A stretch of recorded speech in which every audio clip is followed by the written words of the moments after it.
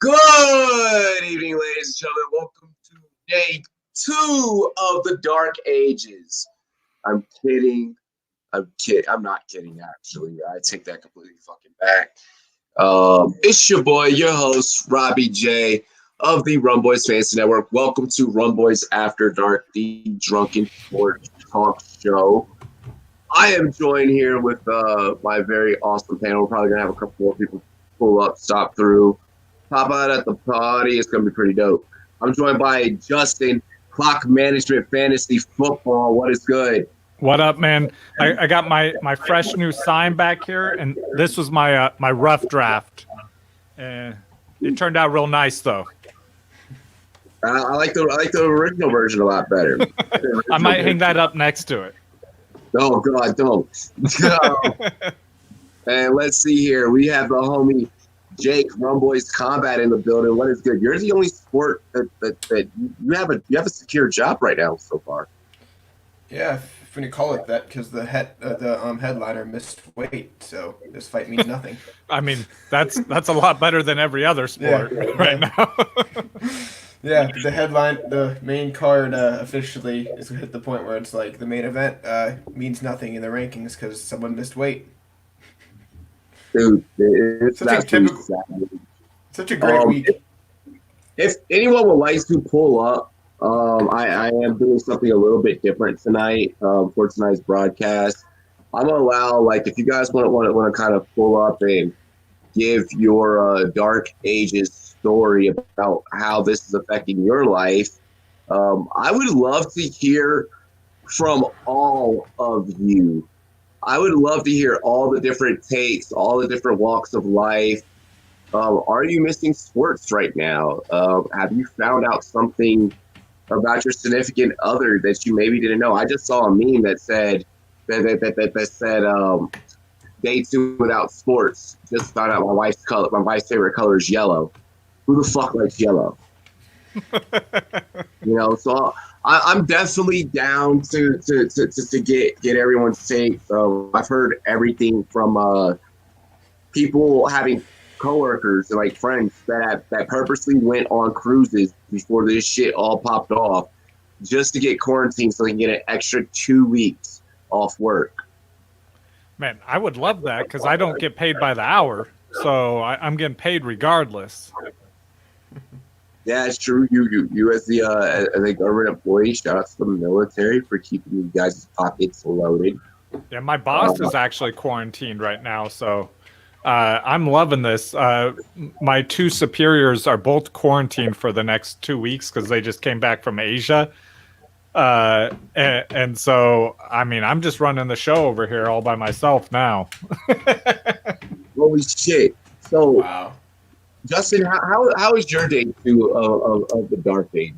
Man, I'm still living my life. I went out grocery shopping earlier. Obviously, no toilet paper or anything like that because that's all off the shelves.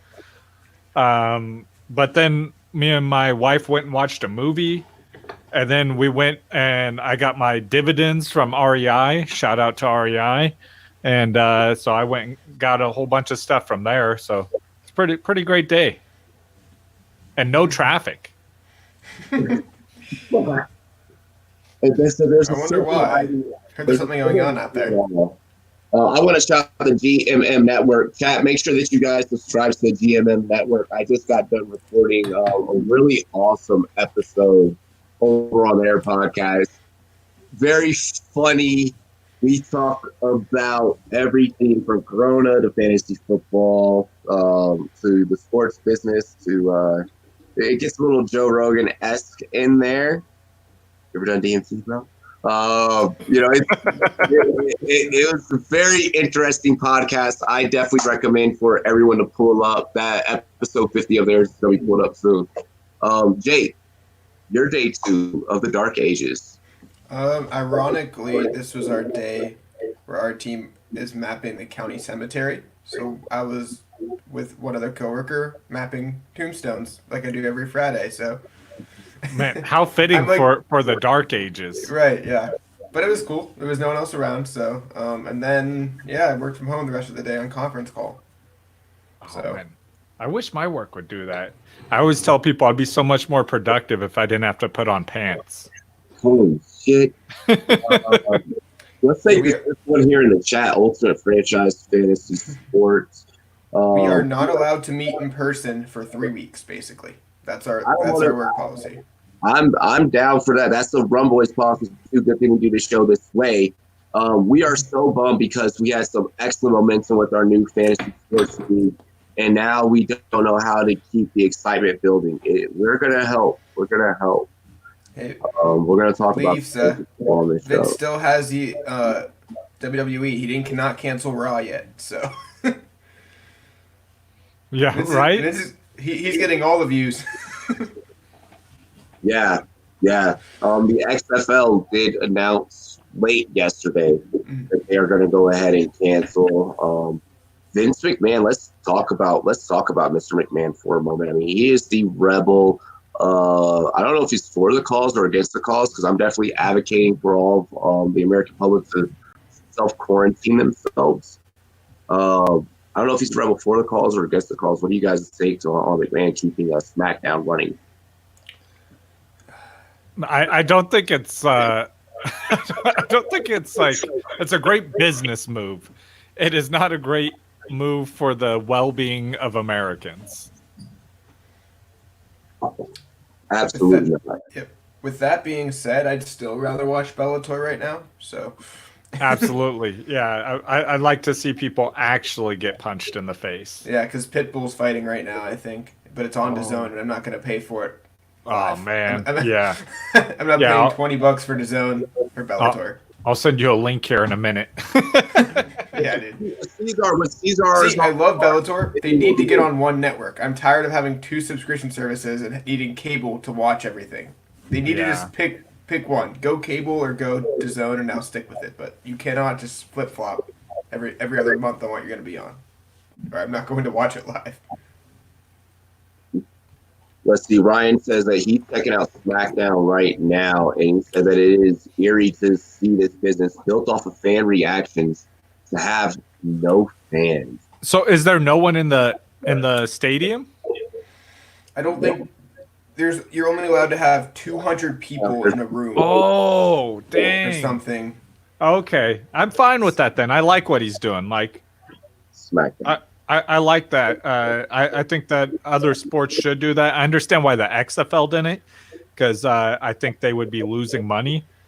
But I think if like NBA and even the NCAA did it, I think it'd be great.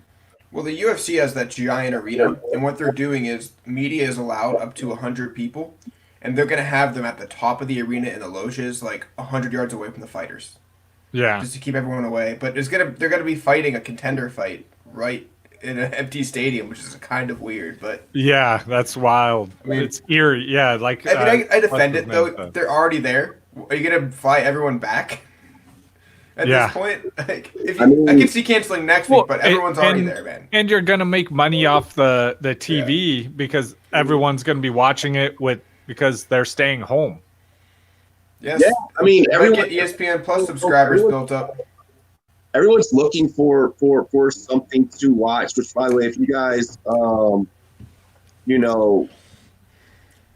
if you guys are looking for something to watch, definitely check us out. If you're new, subscribe, like, comment, all that good stuff. Yeah, make sure if you guys are staying home, you're bored. I mean, there's plenty of podcasts. I know a few of them right off the top of my head right here that you could subscribe to and take up some time. So make sure you guys check out Rumboyz. Clock Management's a great one. If I had to pick one, I'd probably go with clock management and Rumboyz. So, But so Robbie, in your Joe Rogan like podcast, was the Joe Rogan died joke not used for obvious reasons? No, we didn't even think of that, honestly. It's just every one of his podcasts you go on, and like the first 80 comments are Joe Rogan's dead, and I don't know why people do it. I think it's an inside joke, but I don't understand where it came from. Yeah, I think that's more. That's definitely probably a inside thing. But I mean, yeah, this is like I said, these are crazy times right now.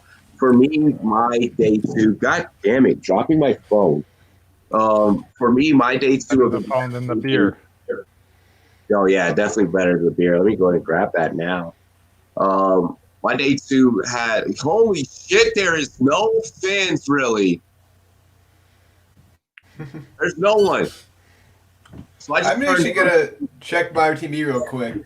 I just turned on SmackDown, and this is the weirdest shit that I have ever seen in my life. What?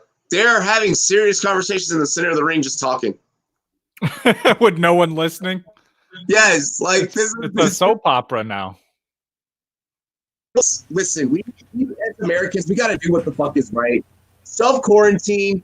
Don't be trying to run around and go to bars, meet chicks. This is just. I don't know if the WWE would copyright me. I don't want to chance it, so I can't screen share, guys. But we need to combat this together. All right. Like, it was just 60 degrees here yesterday, and it's snowing outside. Like, it really feels like I'm in an apocalypse. The grocery store aisles are completely empty of everything. Yeah, so, I mean, I think in some regards, people are overreacting to this. Like, you don't need to stock up for, like, a year's supply of toilet paper. That's not going to help save your life. Just like clean your hands, like do the things they suggest. Wash your hands, like don't go to crowded areas. Avoid contact with like touching your face and touching other people if you can. And you'll be fine. Especially if the majority of Americans are not in the range where this is like something that's going to kill them, age range wise. Yeah, we had our first step here in Colorado Springs, and the woman, she was elderly, she was 80. But it still sucks. Like the point of this is like we don't want to spread. You don't want to come home. You don't want to get grandma or grandpa sick. Yeah, that's the big thing. Like, I would not be going to visit my grandparents right now. Exactly. Also because they're dead, but that's besides the fact. I'm not visiting other people's grandparents either. I'm sorry, Justin. That was so dark. I cannot. Jake is looking up. Jake is like, no. I'm watching some dudes trying to enter the ring and like react to a crowd that doesn't exist because they're cutting everything off, so you can't see the stands. But even the WWE's failing because they have to show how empty this place is. Oh man! Like the dude turned to this crowd and yelled something. Like the camera is not catching it, but he's yelling at absolutely nothing.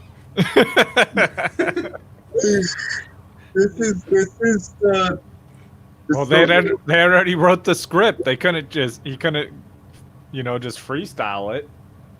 Well, yeah.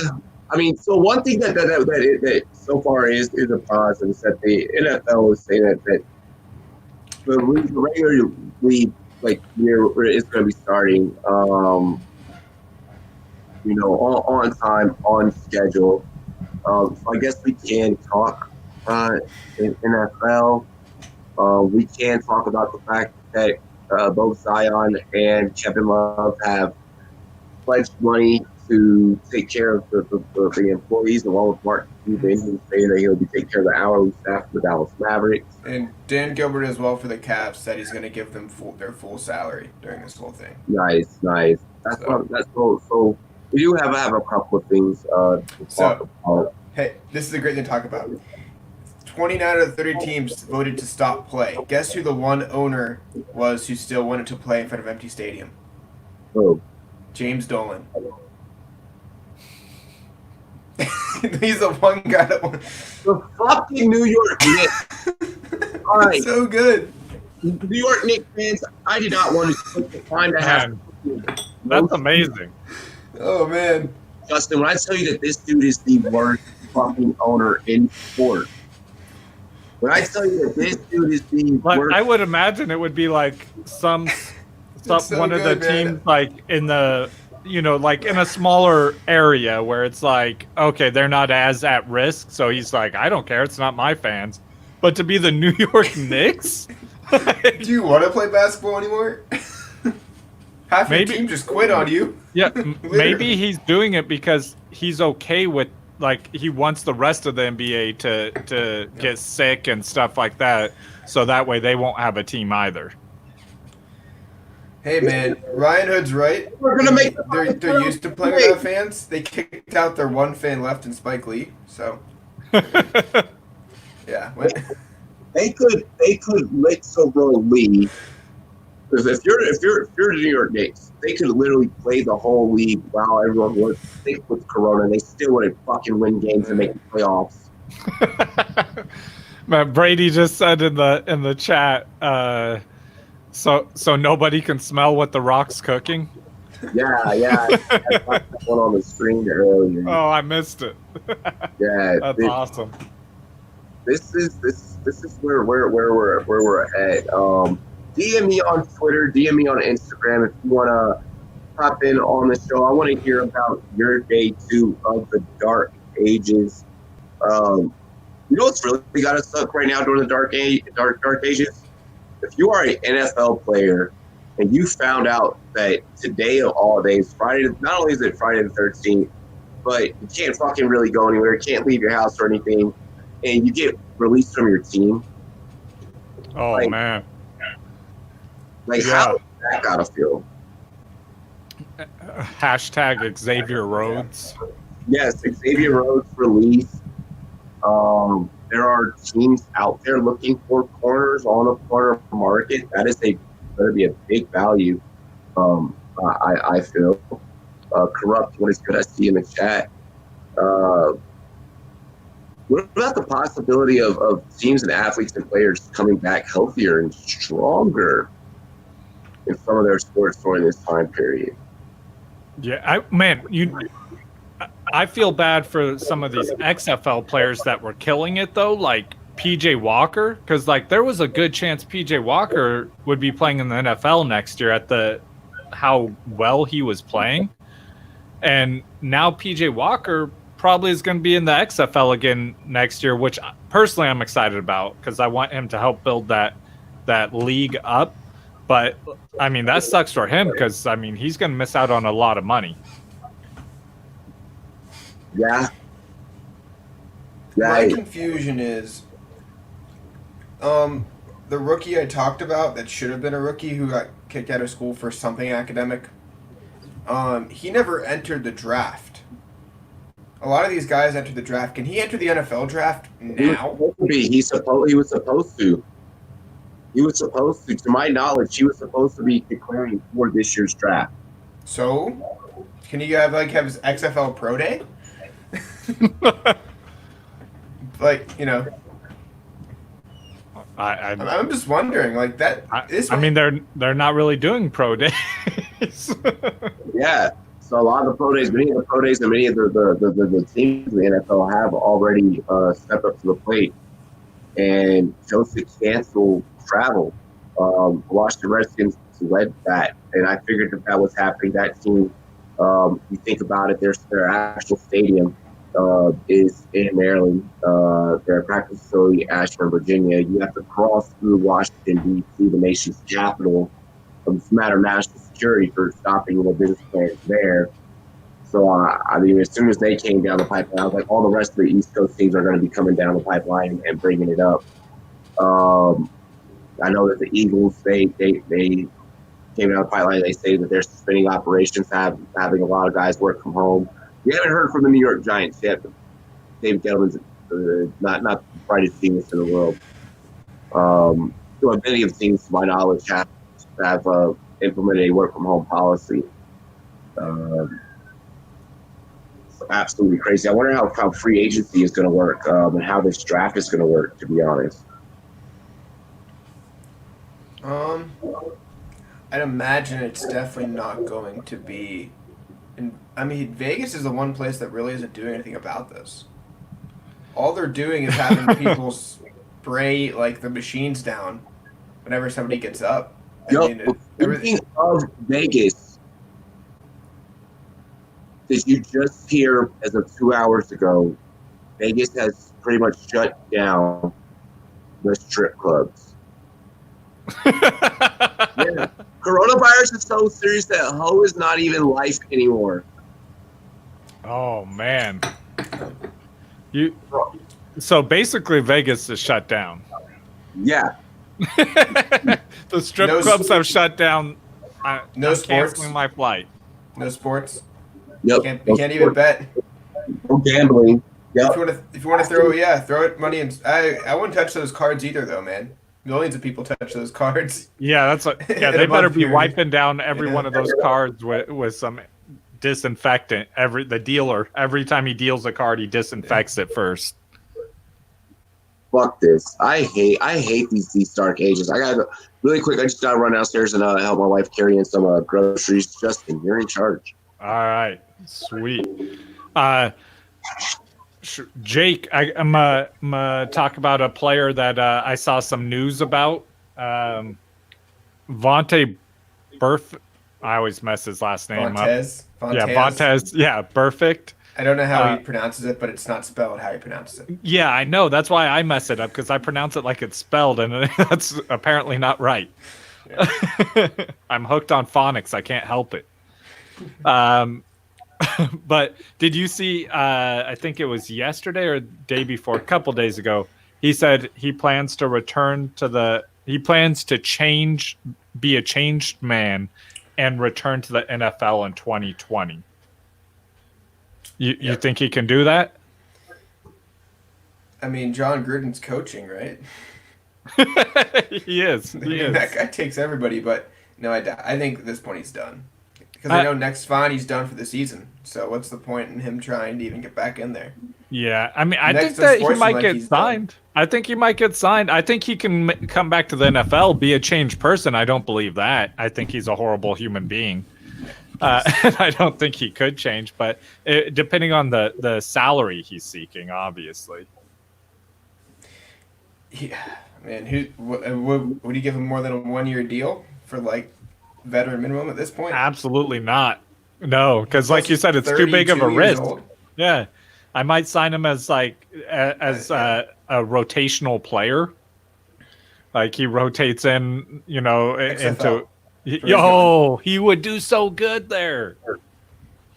And he would be fined way less. They don't have illegal hits in the XFL. Yeah, I mean they do, but it's a lot less. You get fined less and paid less. Yeah. and they allow much bigger hits. So yeah, I don't know. I don't know how he could.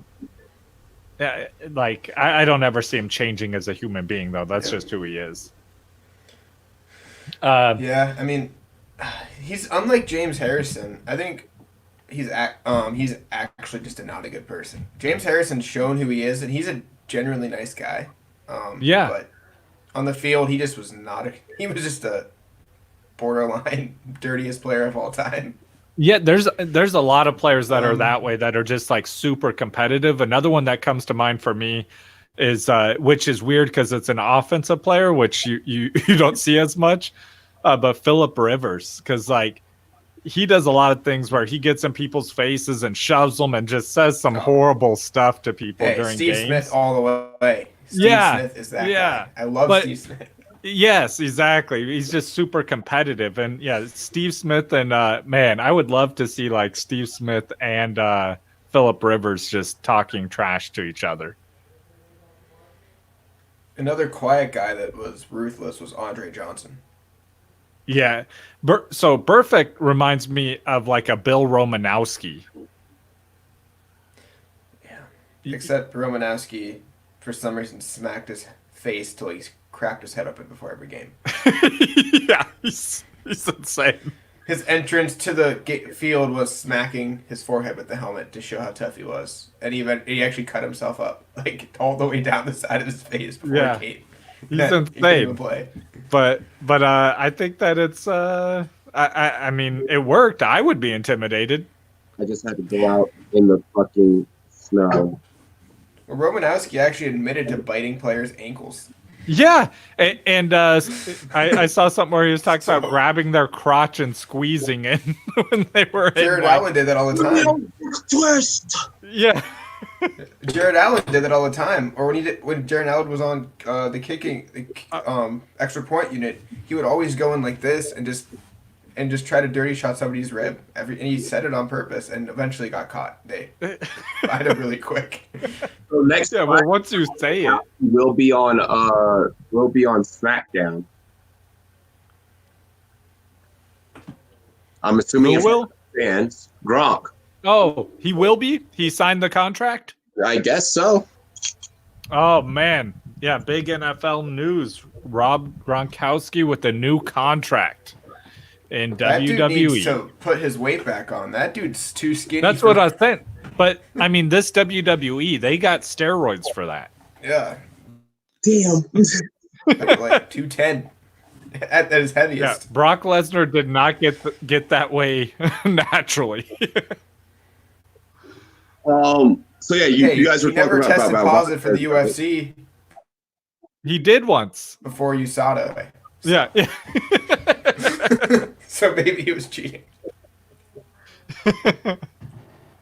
We were talking about, when you left, Robbie, we were talking about Vontaze Burfict coming to, or about him saying he wanted to come back in 2020 and be a changed player or changed man. You know, In the XFL. In the XFL. with Burfict, you know, he said in the XFL. No, that's what Jake was saying. He thinks he could come back in that. That's where he should go. No, he'll come back. There's no dirty hits in the XFL. He'll come back in the NFL. I think they'll give him another chance. I mean, this is the NFL. Like, he's had his time off. Well, I think that'll be interesting to see how that happens. But I think he gets let back into the league. In all honesty, That's what I was saying. I could see him getting a 1 year fined. contract, a 1 year, and then with no guarantees. right?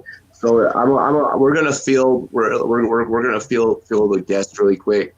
I'm Yep. trying. I saw Luke. Yeah, just I'm making sure I lay out the ground rules for this young man. You're coming off freaking Rumboyz After Dark, kiddo. Okay, I just want to hear about your day 2 in the Dark Ages. That's it. That's it. We're gonna keeping the young ones contained.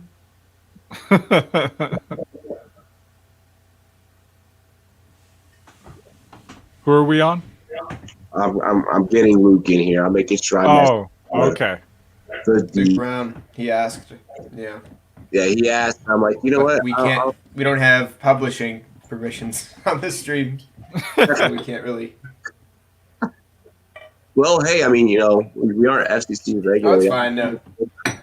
Cheers to me, cheers to you, all the rum boys and girls. What to do? I just poured up a shot. That's Dude. what I'm talking about. We're not gonna let this get us down. No, alcohol kills germs, so. Also, everything else. It also kills me eventually. Yes. Waiting on this kiddo to hop. It's like 10 years off, right? Yeah, I'm stronger than the germs, though. I can take more of it. Yeah. So Also, I went and saw the movie Bloodshot today and had the theater to myself, which was awesome.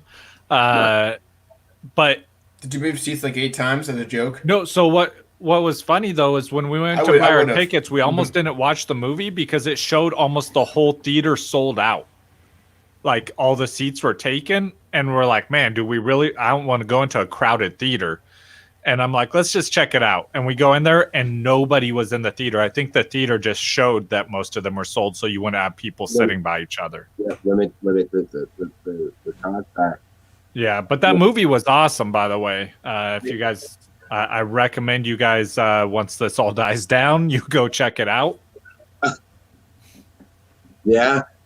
I do have some breaking. I guess this is fairly breaking news here in regards to both the coronavirus and sports.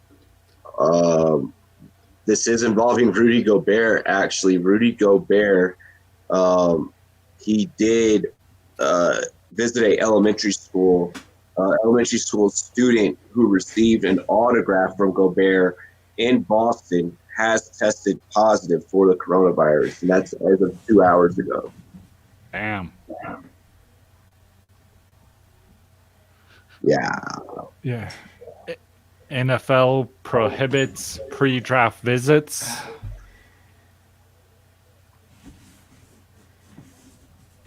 What I'm kind of interested in is how the NFLPA and owners are going to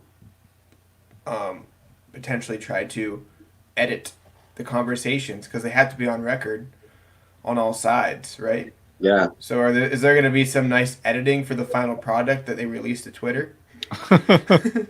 Like, oh wait, no, this is our side of it. This is our side of it, and they each edit out certain things that would hurt them or make them look bad. I don't know what's gonna. That is actually very, very, very interesting. I don't know how that's gonna work out and go down. I'm interested to see how free agency goes down. Let's actually. Man, I got a football question for you guys that I was thinking.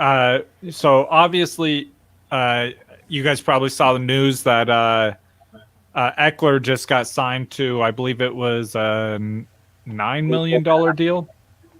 6 guaranteed, but yeah. And do you guys? What do you guys think this does for the backfield? Do you think Melvin Gordon will be signed back there? And also, what do you think this means for Justin Jackson?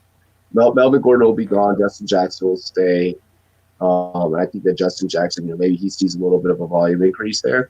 But Melvin Gordon will be gone. Let's go ahead and we'll get back to this one. Let's go ahead and take our guest really quick. I want to hear about the man's day 2 in the Dark Ages. Luke, you are live with us. And he's gone. Hold on. All righty. You got to unmute yourself, man. There we go. Am I live? Yeah, there we go. All righty. Not the best way to spend your March. No, absolutely. So, Luke, why don't you go ahead and tell us about your day 2 here in the Dark Ages with no sports? How have you been spending your time since everything's been being canceled? I know that you're on Sportscaster too. Yeah, it's been tough. I mean, March is like my favorite month because you get to see a whole bunch of stuff happening, and that's obviously not happening. So documentaries have been really the lifesaver. Disney Plus, ESPN Plus have been the lifesaver right now, but have you watched The Mandalorian? No, I haven't. But I'm off school for 2 weeks now. That's because I live in Pennsylvania, and everybody in Pennsylvania is off school for 2 weeks. So maybe by the end of my break, I can say yes to that question. Yeah, they just school here's out for 6 weeks. 6 weeks. It's 3 here, so. Yeah, I saw them interviewing a student on the news, and they were so happy about school being out for 6 weeks. I'm like, they probably shouldn't be interviewing a student. Like, they were so happy, like, oh, thank you, coronavirus. You know, I get 6 weeks out of school. I'm like, now what they should do is be like, do you realize that this is going to cut 6 weeks into your summer? Well, actually, in our school, like, we're doing some renovations and stuff, so we're not going to have to make it up, which is nice. Yeah. That works out well. So my one of the questions that I have is, And I've been going around featuring on a lot of different podcasts throughout the industry. What are you doing to ensure that you're still creating content? I mean, I know that play-by-play is kind of a big thing of what you do. How is that affecting you? I mean, of course, if there's no game, you can't really call a game. So what are you doing now? I'm still kind of figuring that out. It's gonna be tough. I think that I might rewatch some like games from '90s and stuff like that, and try to call that. I mean, you have like a whole bunch of players who were on totally different teams, which makes it interesting. That is definitely interesting. I'm interested to see some of the younger guys have to call the generation that Justin, Jake, and I grew up in. You have to watch some Seattle Supersonics clips. That definitely be interesting. So I mean, it's not, and that's what I've been gathering a lot. A lot of people are going to be planning on calling throwbacks, things of that nature. Read books. Yeah. Well, hell, do you have any questions for us, man? How are you guys gonna produce content and stuff? I mean, I know Justin has the podcast, and there's always gonna be something happening with the NFL. But how are you guys gonna take care of this while there's no games going on? Play-by-play is such a small aspect of what I do for Rumboyz Fantasy Network. So I'm 100% fine. In the essence that we have Rumboyz After Dark. We're in the middle of NFL scouting season. Me, Jordan Love, getting all the player profile breakdowns. Take care of. This is around the time where I'm gearing up for NFL, anyways.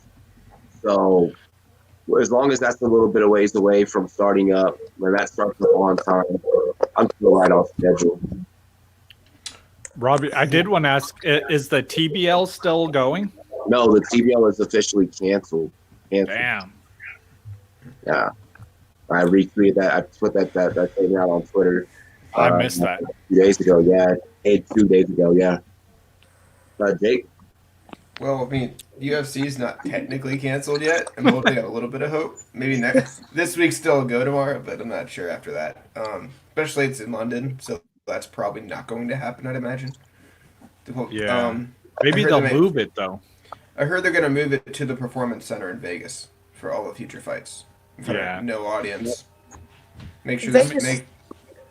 they're going to have it so the two fighters go in, or the main card goes in. They're separated at different times. It's clean between fights, and I think it'd be a great idea if they moved it to like Brazil, as the southern hemisphere has quite a bit less of an infection than the northern hemisphere. Yeah. Well, the concern is flying people out there. They don't. Yeah, that's true. They might don't want to keep people on a plane. So and get it not to affected the yet. plane. Overall, the next 2 weeks look like they're going to be in Vegas, or at this point, there's some fighters already in the UK. So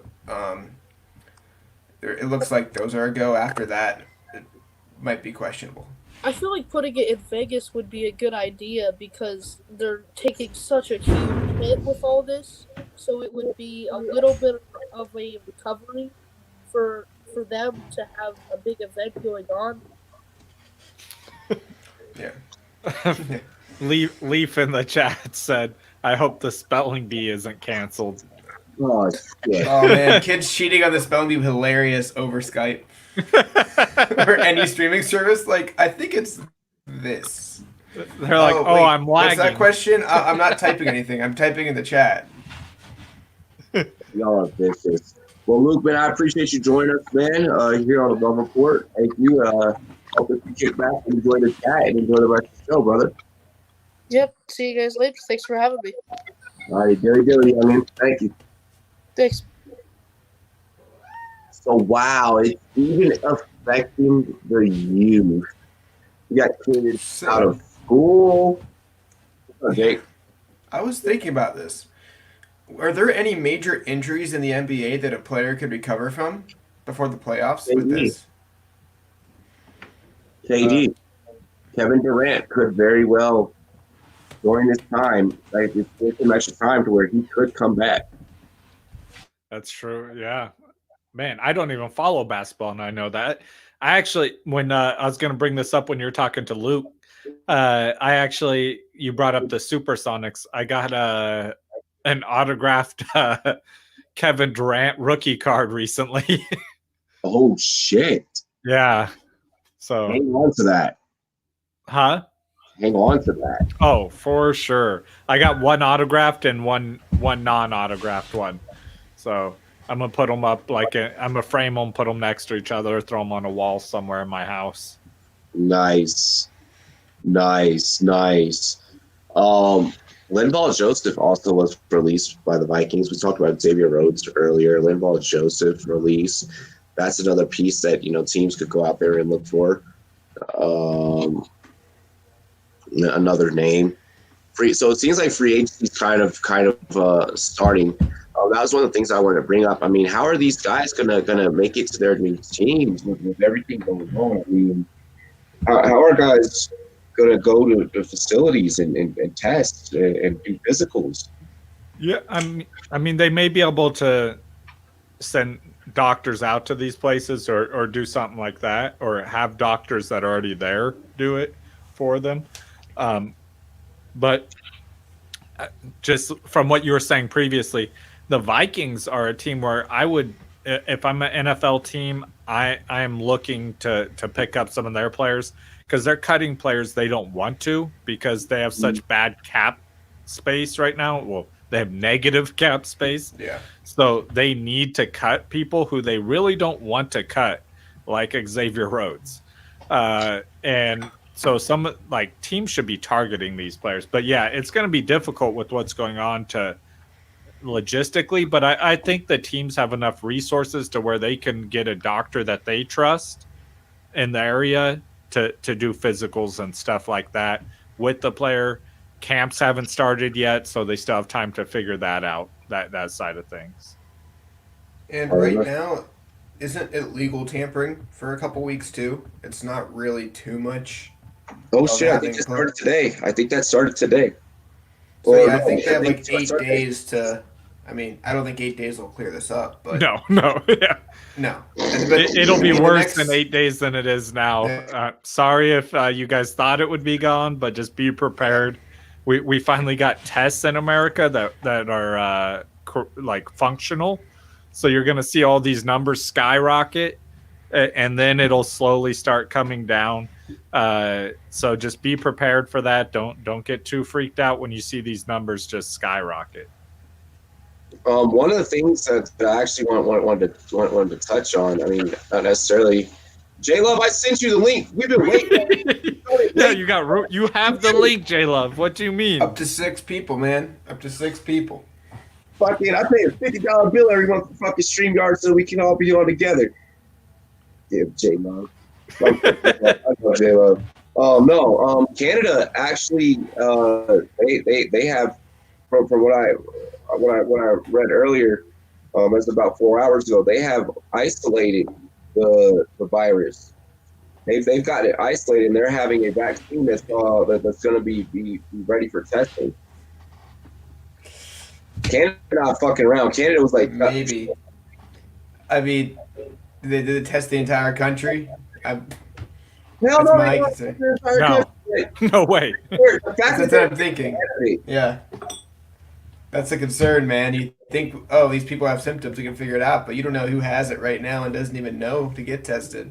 That's the scary part about this. And that's the thing with kids and people our age, is a lot of times we could catch it and we might not even know, because we might not have the symptoms of it, and so then but we can still transmit it. That's what I was saying. Don't go visit any elderly people. All I know is I did touch a fueling station today. Fill my car up with gas. I mean, right? Look at that one. Who could I have gotten in trouble if I do have it and don't know? That's the scary thing. Absolutely. I mean, yeah, just be as safe as you can, but you could get it if you're our age and not even know it. The Jazz locker room is already not happy with Rudy Gobert. Donovan Mitchell wanted to fight him, I'm pretty sure. There's got to be such a sketchy time if you are a single person. What? This is not the time. This is not the time for you to be trying to go out and score right now.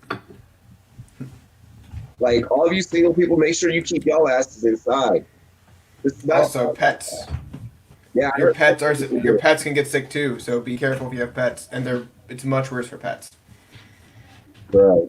Pets are so defenseless. Yeah, what country was it where they? I think it was Italy where they first discovered a dog had caught it. Yeah, bro. Yeah. And my wife was actually asking me about that. She was like, "Do you think our dog has it?" I'm like, "Our dog doesn't leave the house. Like, no, he doesn't have it." But if you have it and you pet your dog, That's true. That's true. or you let your dog whatever like lick your hand, just like I mean, whatever you give him a treat. Yeah, but honestly, I'm more worried. I mean, some people might think I'm a horrible person, but I'm more worried about me having it than I am the dog. Yes. Well, yeah. That's a big fact. Cricket got played today. Between New Zealand and Australia, and they played in front of an empty crowd. They had to have dedicated teams that would sweep the stands to find the ball because, well, there's no fans out there to catch it, so the pitch not going to play. How do you guys feel about this? At that point, it's that country's call. I don't think it's a good idea. But yeah, I don't understand that. I mean, is it that much of a moneymaker? You have to do that. And it was actually the players that had to go up and search the stands themselves to go and find the ball. Oh man, cricket, man. When I was in those games can last hours, man. Yeah, or when days. I was in Afghanistan, like a couple deployments ago, and the only TV station we had was an Indian sports channel. So I have watched quite a bit of cricket. Let me tell you, I still do not understand it, but they take their cricket serious. Yeah, they do. Yeah, they do. Let's get J Love up in here. J Love, there he is. Good. What's good, bro? What up, little beaver? We've all pretty much gone around the horn. How is your day 2 in the Dark Ages been? I mean, it's straight. Everybody at school is like, "Oh, we all gonna die," but I mean, other than that, but you're still in school, so your state's not totally panicking.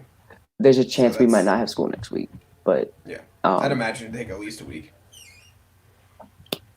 As of right now, how's your dog doing? She's right there. She's good. She don't got it though, right? Nah. I think everyone just saw my cat try to destroy the stream. It was just a orange blur on my screen. Yeah. Oh yeah. This thing went straight for the Wi-Fi adapter, straight for the microphone. Oh my god. No thought for human life. You know where that's from, right? It's a cat. Of course not. No, I made a reference to the call on LeBron James second on Kevin Garnett. Oh, no. No regard for human life. I am not a big basketball guy here. Probably the last time I was a big fan in 07, 06. So The NRL, National Racing League, I'm assuming. Rifle League. National Rifle League, right? Rocket League, National Rocket League. I play that game. Esports is different. No, esports is about to thrive like a motherfucker right now. That's true. Sometimes though, you have to be there. Like they really want people together to show no one's cheating. Like that is something. Except Madden, they don't want people together anymore after last year. Tampa was not a good time. National Rugby League. We were all fucking wrong. Close. Rocket League. I play that game. Wait, so it's canceled or not? I'm guessing it's canceled. Because fucking Justin. I was joking. I didn't know you thought I was serious. Because I was like, oh yeah, that fucking makes sense. Like, Quidditch is not canceled, guys. You can watch that. This is the actual live Quidditch. Did you say rugby is canceled or is not canceled? I don't know what he's saying, but it is canceled. Okay. It should be. They get stupid audiences. Like, it's ridiculous how popular it is. You have to. And they do the scrum. In that scrum, every person instantly will get coronavirus right there. Like, yo, really quick, shout out to Italy for getting free Pornhub Premium in the midst of this crisis. There is a God. No, but apparently the virus is airborne up to 17 feet. So you could be 17 feet away from somebody and still catch it from them very easily. So that's further than Shaq can shoot. Let's just talk about that. Yeah, his is like 4 feet. When he was younger, 5 feet, could jump a little higher and farther. Is this really the time for her to be giving people free porn? Like, I don't think that people should be touching that part of their body. Like, that is nasty right now. Well, I think you're okay because that part of your body doesn't intake too. Well, I mean, I guess it depends on the gender. This is a sketchy time period right now. I was selfish here as a typical man, only thinking about myself.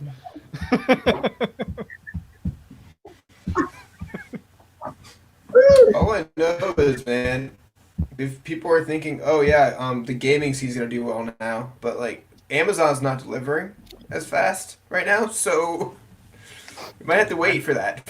Like after the next few days. I know. That overnight shipping is not a thing right now. Is Uber Eats still running? Because I'm seriously thinking about ordering some food, and I'm like, man, I honestly don't know if it's still a thing right now.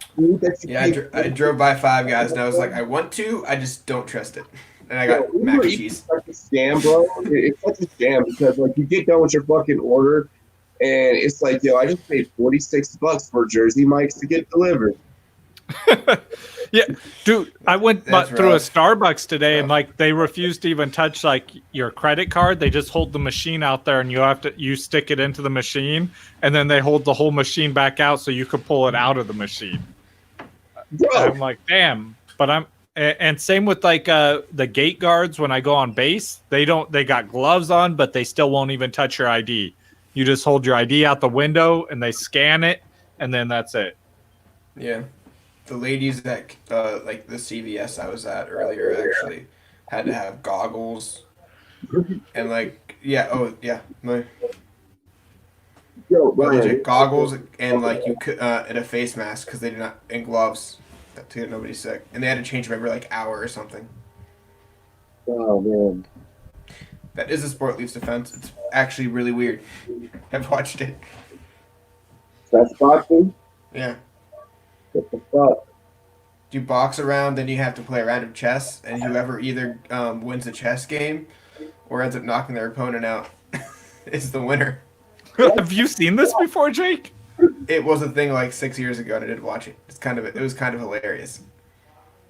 Oh my gosh. Well, I'm down for this. It was mostly boxers who were good at chess. There were not many pro chess players involved, for the obvious reason. Those boxers might kill them. But yes, it was. J-Love, what sports topics do you have for us? What do you want to talk about or bring up? There's no sports going on. Hey, pro wrestling's plenty on. of NFL stuff going on. Jeez, pro wrestling's on. The Chargers just franchise tagged Hunter Henry. Whoa, big shock considering he was going to get pretty much a max contract for a tight end. Whoa. I know, but it happened. It's news. I mean, certain things like that are to be expected. That's like saying Chris Jones wasn't going to get franchise tagged. We all knew it was coming. I got something I want to bring up. Have y'all seen how fucking shitty ESPN treats this golf reporter? They just have this dude out in the open reporting.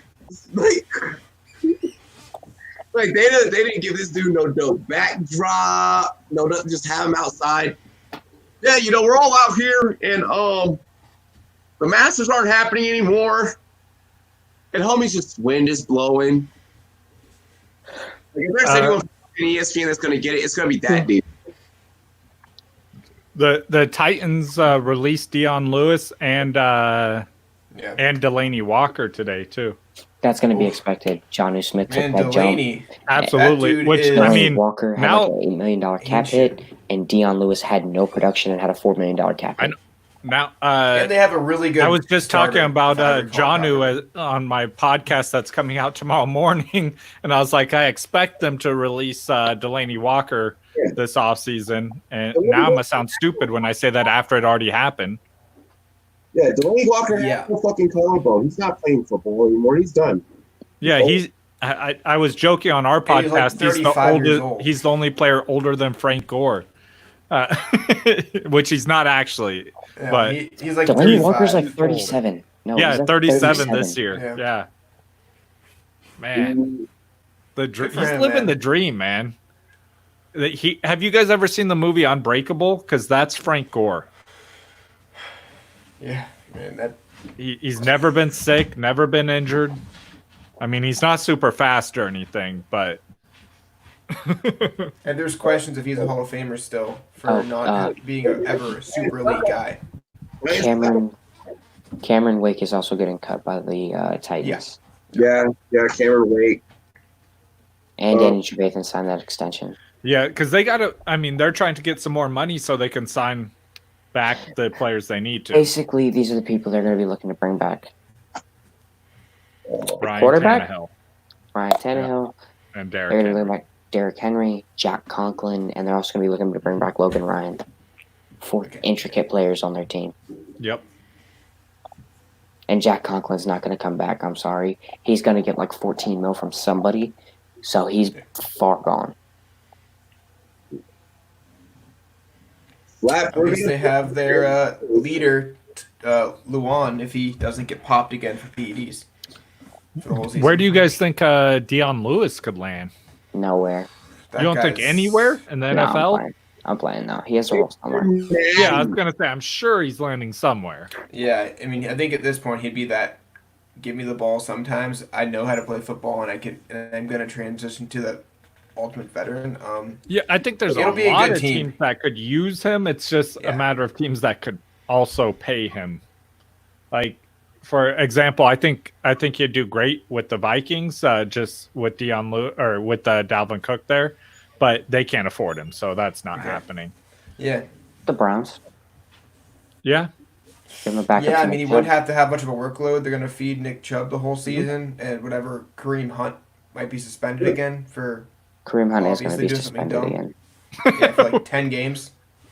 Probably Is it this a- time. He failed the drug test. did he? Yeah.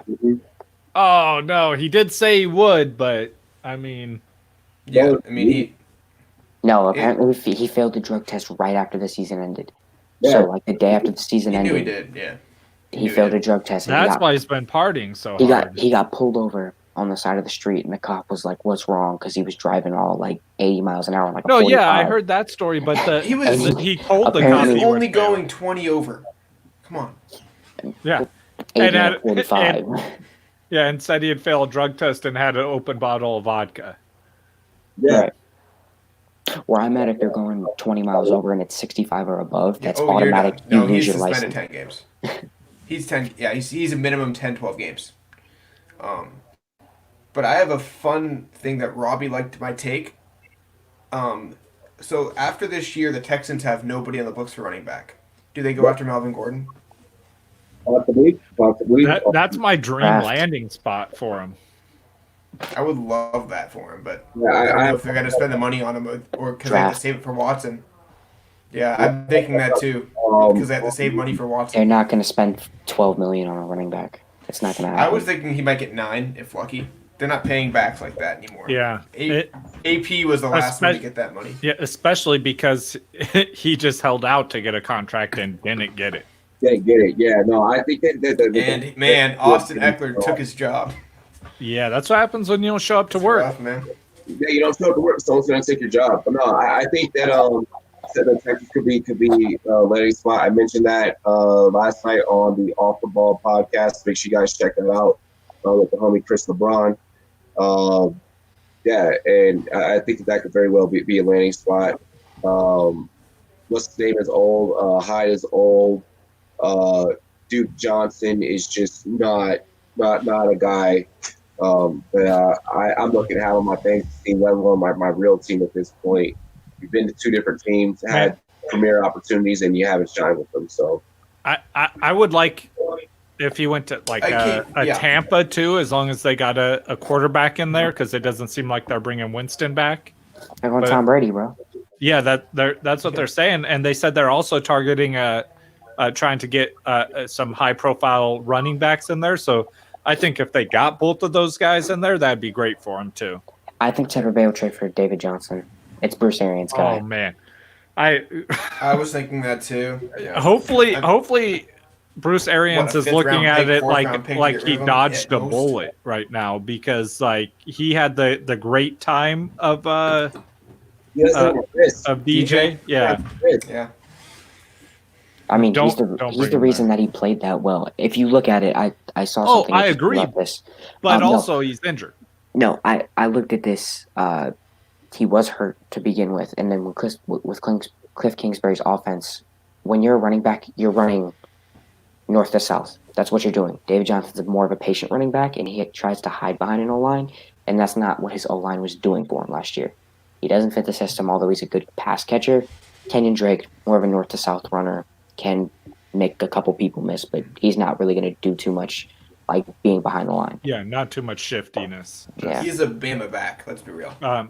So is Derrick Henry. But my thing is with DJ though, like I feel like for him better because of the last 2 years that DJ's had, his body is not what it was 3 years ago.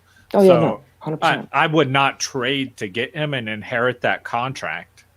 Here's what I think is going to happen. I think the Cardinals are going to shop him, and they are going to trade him. I think it'll more than likely be for like a 6th-round pick, but the Cardinals will pay him some of that money up front to lower the cap salary. Yeah, that would. I mean, if I wouldn't want that, because now you got 3 running backs there. If you're Tampa Bay, that are Peyton Barber's a free agent. One's injured. Okay, but still, like you have a bunch of mediocre running backs at that point. Is my point. Well, think about it this way: David Johnson has 2 more years left on his deal, going into next year, so 2 more that season and the year after. The Cardinals take in $6 million of the $13 million, so that's only $7 million, which is about average for a running back now.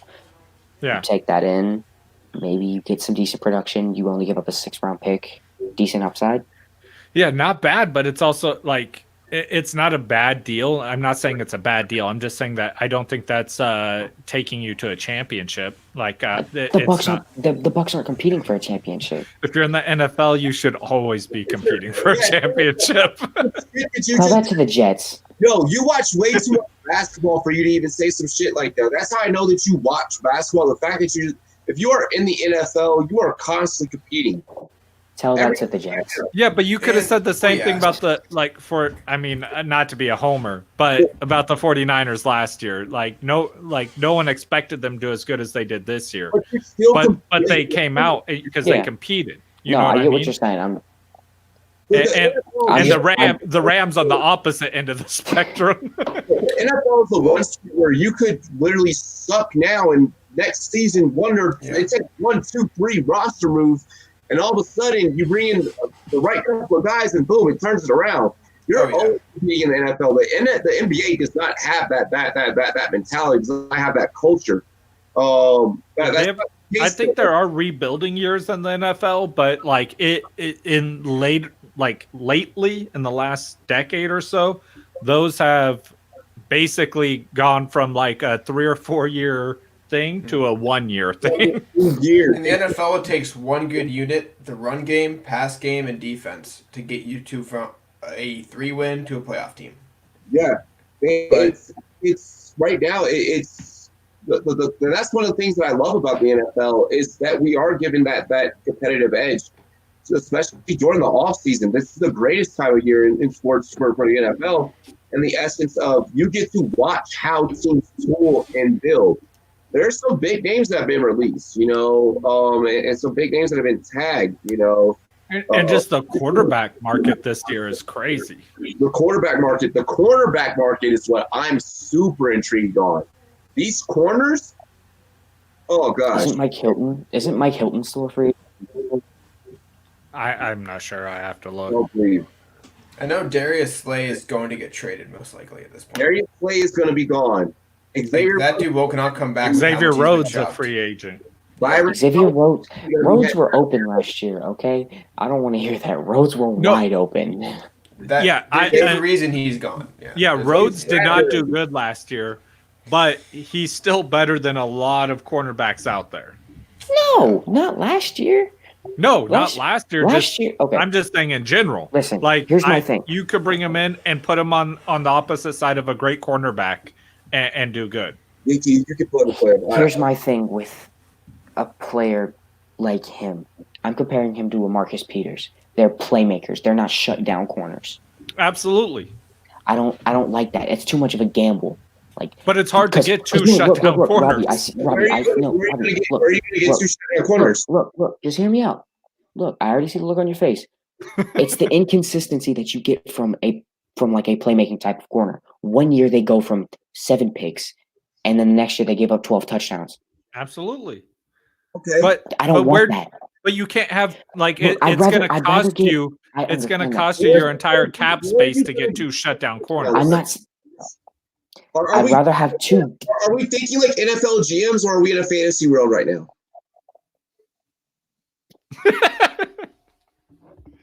I'm just okay.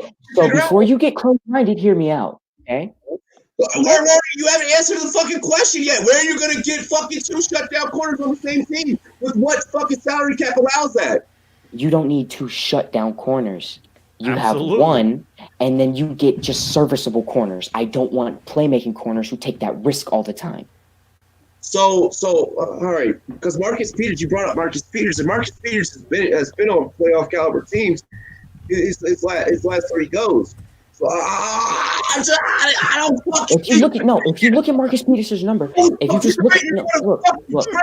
look, if you look at Marcus Peters' number and you see 3 picks here, 4 picks here, 5 picks there. 2 touchdowns. Look at how many yards he gives up. Look at his yards per separation. Look at the yards per target. Look at the yards per catch. He's not serviceable. He ranges between CB7 and CB9. You're telling me that he's not fucking serviceable. If I'm a GM, I don't want Marcus Peters on my team. I don't. I mean, the only thing I have to question directly with him is the whole thing with Marshawn. Fucking salary cap? What salary cap? Sorry, Jake. What fucking salary cap are you getting someone above? Where we're getting 2 guys above his category, above his pay grade, above. Wait. I'm just trying to fucking get your thinking, dude. Okay, look, I'd rather take a guy like Justin Coleman, a slot corner who's a sure tackler, plays safe, over Marcus Peters, really? who makes less than Marcus Peters, by the way. Yes, I would. That's the fucking cornerback market that we're talking about, Jordan Love. They're not making top dollar anyways. Marcus Peters got paid $13 million a year. Yes, as a corner. Look at the rest of what other fucking big impactful players on teams are making. I'm just trying to fucking outside of quarterbacks, no one else in the NFL. You're trying to tell me that he's not serviceable, but he's been in the playoff for the last 3 years. Look at the teams he's been on. He's been on the Rams. He's been on the Ravens. On the Chiefs? Yeah, exactly. The teams he's been on are good, but he's not good. But he's not being. So they're saying he's not being impactful. When he makes a pick, but he contradicts everything he does good with giving up touchdowns and yards. Listen, okay. What I hope this is what you're trying to say is there are guys that you would rather have than him. But I'm saying what I'm trying to say is I'd rather take a safe all the time over a guy who's going to take that risk all the time. That's all I'm saying. Okay, Josh Norman just got $6 million fucking dollars to go to the goddamn Buffalo Bills. Marcus Peters isn't more serviceable than Josh Norman. Okay, that's different. Josh Norman is 32 and way past even anything like that. Like a fucking NFL GM, and I just said, where are you going to get 2 fucking guys with what salary cap in what universe that you are going to get 2 guys that are going to go out there and be shut down every fucking play? Okay. Josh Norman's not shut down, period. Yep. So I think what you guys are debating I think Robbie's thinking that I think we're you are debating two trying to different say he is. Yes, I think you're trying to say that Jordan thinks he is not serviceable, and you're trying to say that he's probably better than he is based on the traditional numbers, and you have a different opinion on what a secondary corner should do. I think that's all this came down to, by the way. Yeah. Yeah, I agree with you, and that's what I was trying to say. Like, I think Yeah, Xavier just Rhodes you wanted a secondary corner. could still be a good secondary corner. Like, yeah. But yeah, I saying get you don't want him on your team at all, I think you would take him as a secondary or third corner if you don't have a better player. Okay, if he's not making the 13 mil. Yeah, absolutely. Okay, you don't pay He's a not getting secondary the corner 13 he's million. not getting the same contract that he left that he just got cut from. I mean, no one is paying him that. Fucking sit below me on this show.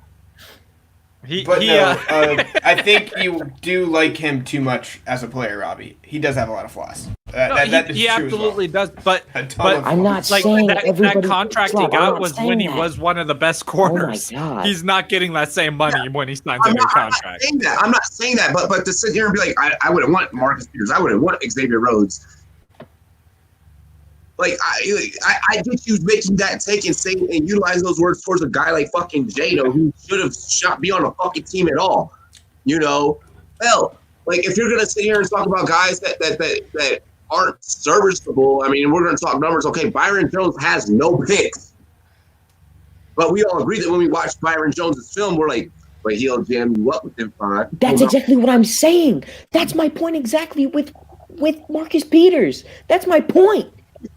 You look at the film, he gives up plays. But he's still serviceable. No, he's not. When he's not making a pick, he's awful. That's my point. Thank you for proving it for me. Thank you. That is not proving your point. At this point, guys, just keep going. This is the best content we had all night. So just keep going.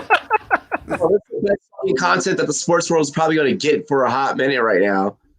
Just keep going and have fun, man. Like, honestly, this is probably the best stuff we're getting. Okay, well, Leafs Defense said Robbie's killing the headphones right now. So, but hey, it's energy. We need energy in the sports media right now. So, well, there's some shit on this show, man. J-Love, remember that time that J-Love fucking picked the Eagles to Okay, again, you can get on me all you want. Carson Wentz got knocked out of that game in the first quarter, and if he wasn't, oh yeah, how close was that game? Exactly.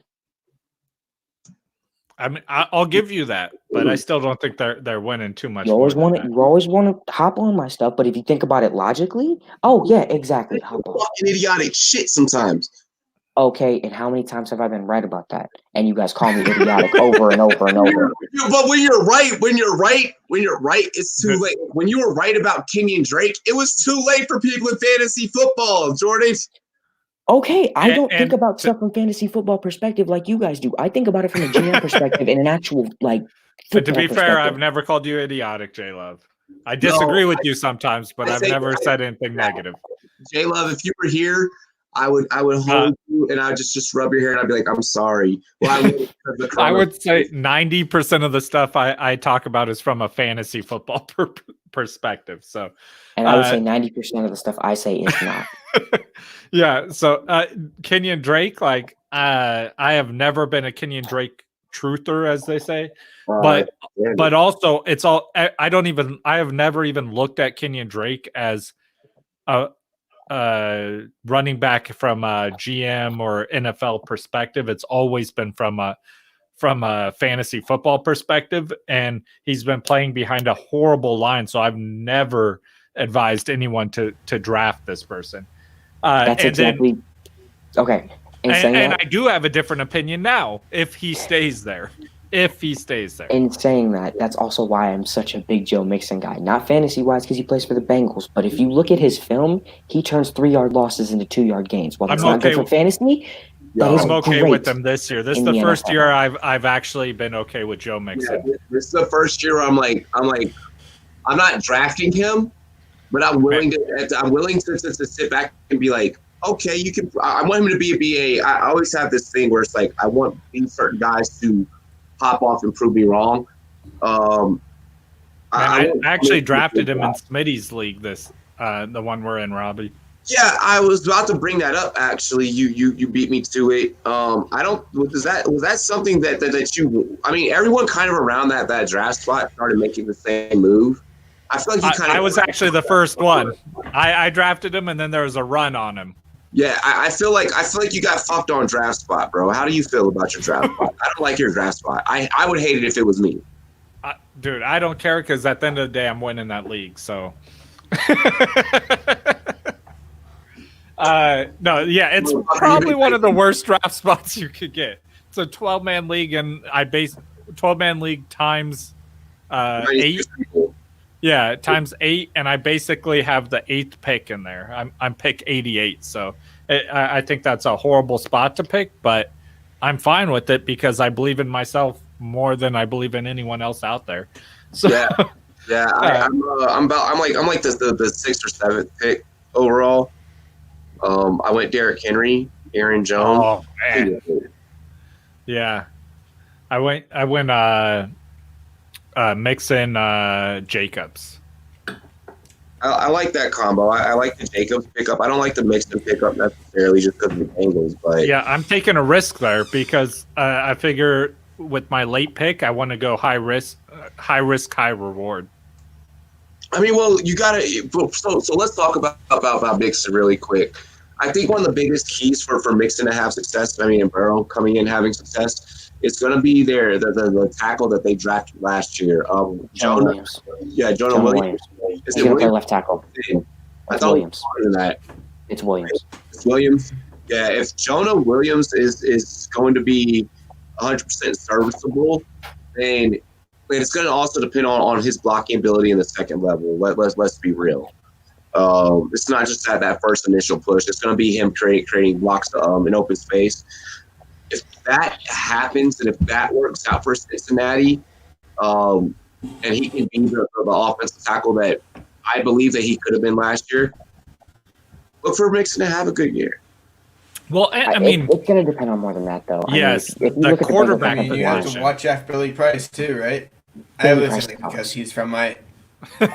Yeah, Billy Price sucks. See, what's so sad is he's literally from like 8 minutes down the road. I'm sorry. I wouldn't have seen him succeed. I'm sorry. He sucks. He's awful. He's not good. Jonah Williams is a good blocker. He's undersized. Woo. We got a little nipple there from Justin. Jonah Williams is going to be a good second level blocker. Yeah, a little nipple action there, Justin. I got the magic mic going on. Sorry. Where's that dono at? Oh my god. Yeah, Robbie, to answer your question, Jonah Williams should be a good second level blocker because he has the ability to play guard. Mm-hmm. His arms are a little short, but he did show that ability to get to the second level, which is the reason I like Tristan Wirfs out of Iowa a lot. He shows that ability to get up the field, block, get in front of his the guy he's blocking. Other than that, I expect the Bengals to go after Joe Thuney to fill up a guard spot and replace Billy Price on that line.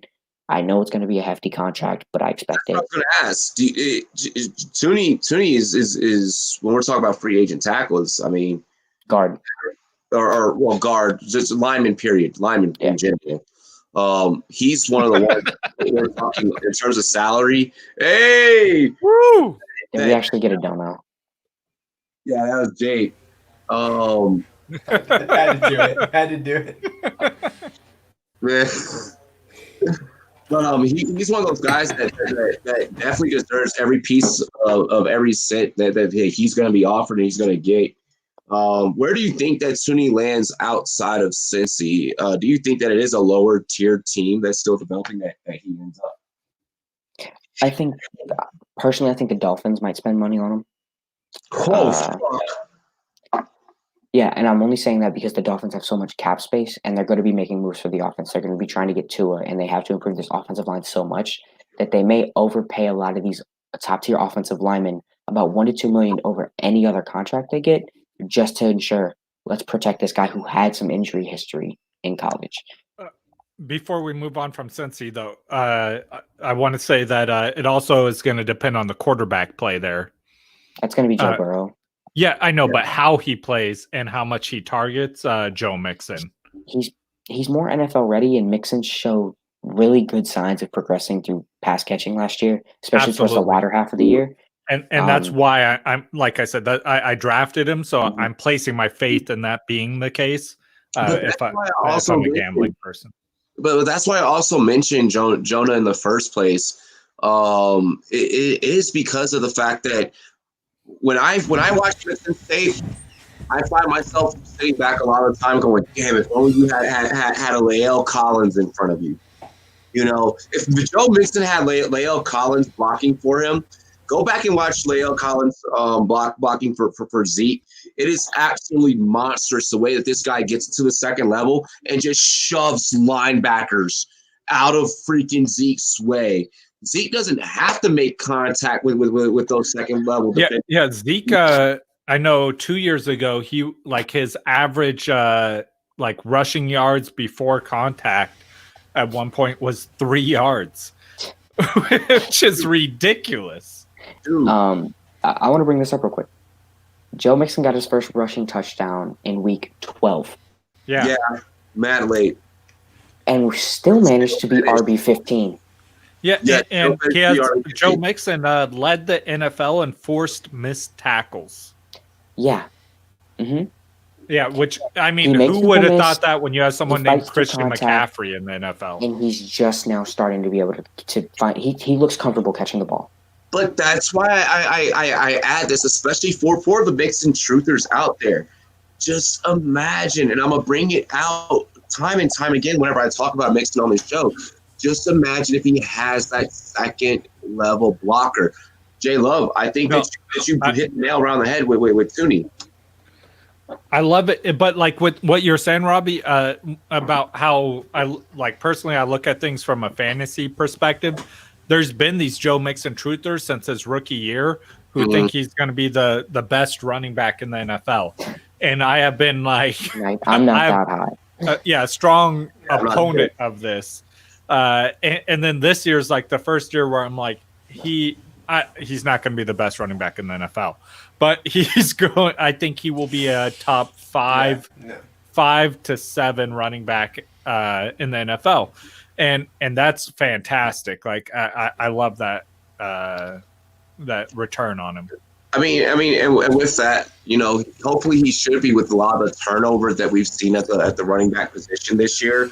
I know that you had brought up Todd Gurley. I think it was on Jimmo's podcast that you were on. Oh man. Bro, I have been so busy. Like, I had 2 podcasts that I was featured on drop on the same day this week. Yeah, you got to enter my world for a little bit. I actually actually you were on the same one. The same one that you were on was the same one that did that exact same thing to me, where it was like, you're going to drop this the same day as another one. I was like, shit. Yeah, I'm like posting both of them back and forth. Yeah. But survived, on right? that one, though, we're good on that. He is alive. I talked to him before we started recording. Of somebody who was on that podcast when we saw him last were not a great sign. Yeah, so I left before that happened. But I talked the moment before he took the we glasses went live. off, I'm like, this dude, no. It was a wrap. It was a wrap. Before we went live, or before we started recording on Jimmo's podcast, he was talking about. He's like, dude, I was messed up. He's like, I finished a bottle of tequila before we started recording. Yeah, I could tell on that one. I was like, oh man. I'm like, all right, well, I couldn't even tell. People here, they're coming on. They go off. They go crazy.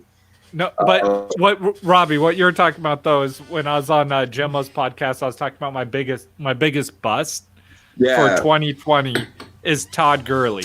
And like some people are like, "Oh, that you're taking an easy out," but he's still ranked as I want to say as an RB3. He's like RB12 right now. Yeah. Okay. Yeah. You're right. The running back 12 overall for running backs. Oh shit! I'm thinking. Yeah. Okay. Yeah, but anyway, like, there is no way he finishes there. Like, that is insane to me. He's completely touchdown dependent, and his touchdowns are going down along with every other stat from since he's started having these severe knee injuries. Absolutely. I agree. I think that he finishes somewhere along the lines like RB 23, 24. RB24. No, Okay. I am completely on board with you. I was saying I think he's a fringe RB3. Yeah. Which I know Let me that's ask you this. severe bold take. If you're assuming Todd Gurley is that bad, and that means his yards per carry are down, his touches probably limit. Who picks up those touches?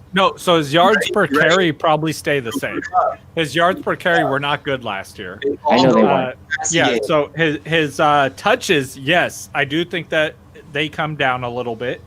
And I think if you but you got to watch my episode tomorrow, J Love. It's gonna be Darrell Henderson. Yes. I knew it. We're all a year too early on him. I mean, in saying that, the Rams also said that he wasn't ready. Last year, earlier on in the preseason, they were like, Malcolm Brown's the RB2, Darrell Henderson but is he outperformed definitely Malcolm RB3. Brown last year. He did. Yeah, Except for when Malcolm Brown played the Cardinals. His problem on film was that, and just like when I interviewed him, he's a very reserved type of personality type. The football field is where he explodes. He needs to let a lot of that out. And I think it could be the year that he does it. My issue with him is a lot more serious than that. It's his vision. He does not hit holes well. Oh, yeah.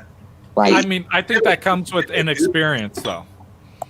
Yeah. I hope that's something that could be taught out of film and just out there with a coach.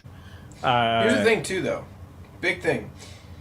They're not going to give the carries to Gurley in the red zone for points just to do it for his contract. They're going to give it to the guy who's explosive and can get there if he sees it. Yeah, You're going to teach somebody to do it over than somebody who knows how to do it. And Todd Gurley's fumbles did rise in the last year from the year previous, even though he had less carries. So he's not the safer running back anymore to give the ball to. So you're not going to say, we paid him this much, we have to warrant that by giving him carries in this spot. No, it's a guy who's more athletic. You can teach him, go there, find this, because you're not going to honor a contract because, let's face it, his contract is not filled with guarantees. I mean, they're going to bench Gurley and be like, we can take this $4 or $5 million off your contract if we don't play you. They have a smart coach, too, who is going to win games. And if he believes that Todd Gurley is not their future, he's not going to put Todd Gurley out there. Definitely just not their future. I think he knows knows that, too, man. Definitely not their future. I genuinely think that despite what the Rams did last year, I think they're in the market to draft another running back in the third or fourth round. They should be. And I have some concerns when it comes to Darrell Henderson, because if you look at Darrell Henderson coming out last year, I had questions with his vision and his ability to hit holes. You go back to Memphis, and then you see this guy named Antonio Gibson. A lot of people might not know who that is. He's the starting Memphis running back who split carries. He's not a good receiving back. However, you want to talk about hitting holes? This guy does it better than almost anybody in this class. And right now he's my RB11. He's projected 4th or 5th round. So I'm not taking into effect any rookies with these, because I'm gonna do personally. I'm gonna be doing a later one after the draft, and I'll be talking draft next week. But I'm just concerned on the fact that Memphis now they have 3 running backs coming out this year. They're kind of like pushing out like middle tier draft prospects, and Darrell Henderson didn't work out last year. So are they scheme dependent? That's my thing. Was he scheme dependent in college? Everybody saw him as a home run hitter. Argument too. Yeah, back to Paxton Lynch. Did Paxton Lynch go to Memphis? Was it Memphis? I don't think it was Memphis. I'll tell you wrong by that. Who was a Memphis quarterback that was big?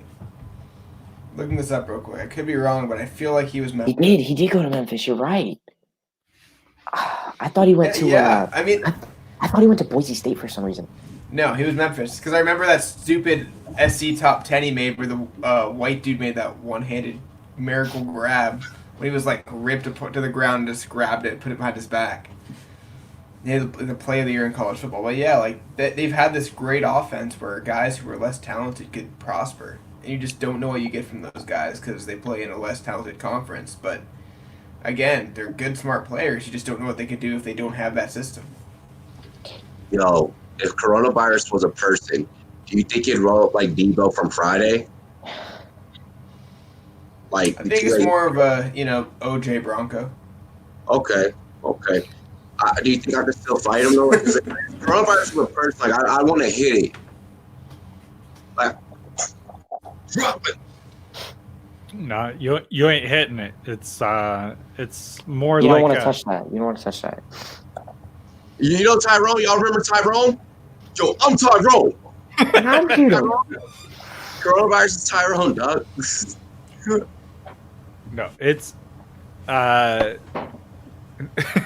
it's more like Fury and everyone else wilder. There, let's be real. We just got thrown up top by Robbie. We're gonna bring in another guest here. The homie from the GMM Network. We do try and keep the show 21 plus. That's what I'm talking about. Homie from the GMM Network. Bogart Scott-Free. What is good, Bogart? Let's see if we can hear you. No audio. Yeah, we can't hear you. It might be the headphones. It might be the headphones. Unplug the headphones. Yeah, unplug the headphones. Undon the headphones. Let's see if that works. I mean, this is his crib, so it's definitely not a work thing. So he's trying. And he's blacked out. Yeah, we're gonna see if we can get the guests. Hopefully, our viewers get to that point on this show. But bro, I'm about to get blacked out. You won't do it. He's like, you won't do it. I mean, you don't have any sports to cover tomorrow. Sure, I got an episode to upload tomorrow. Bad move. Bro, It's gonna be rough. You challenged me, Justin, so I just took one. Ooh, that's what I'm talking about, Jake. Day three of the Dark Age is not gonna be cool for me, man. I got this Irish I dad have until going on. I have until like 2:00 to get it together. Then the early prelims start and all that fun stuff. So, yeah, man. I got this. I got my Irish Death beer going on. I didn't realize it's made in Washington. Awesome beer, and it's 7.8% alcohol. So it's up there in that alcohol percent. I'm on the Wild Turkey, so which is 98% alcohol. Yo. No. Jeez, dude, that would kill you. Yo, this would kill you, man. That's yes, like, it it's would. 50.5. Come on. That's not even legal. No, it's any place in the for world. Everclear. Like if motherfuckers had Everclear. Bro, when I was in Tennessee, we used to get Everclear and poured in some maraschino cherries and leave it for a week. That's it. Hey, dude. We did Everclear and we did like the fruit punch powder. Oh man, my roommates would always eat this.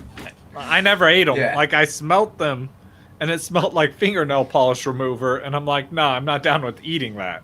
Everclear and fruit punch, that'll clear you right up. Bogart, can you hear us, fun bro? fact here. My junior year of college, we went to Cedar Point, which is like the second biggest theme park in the world.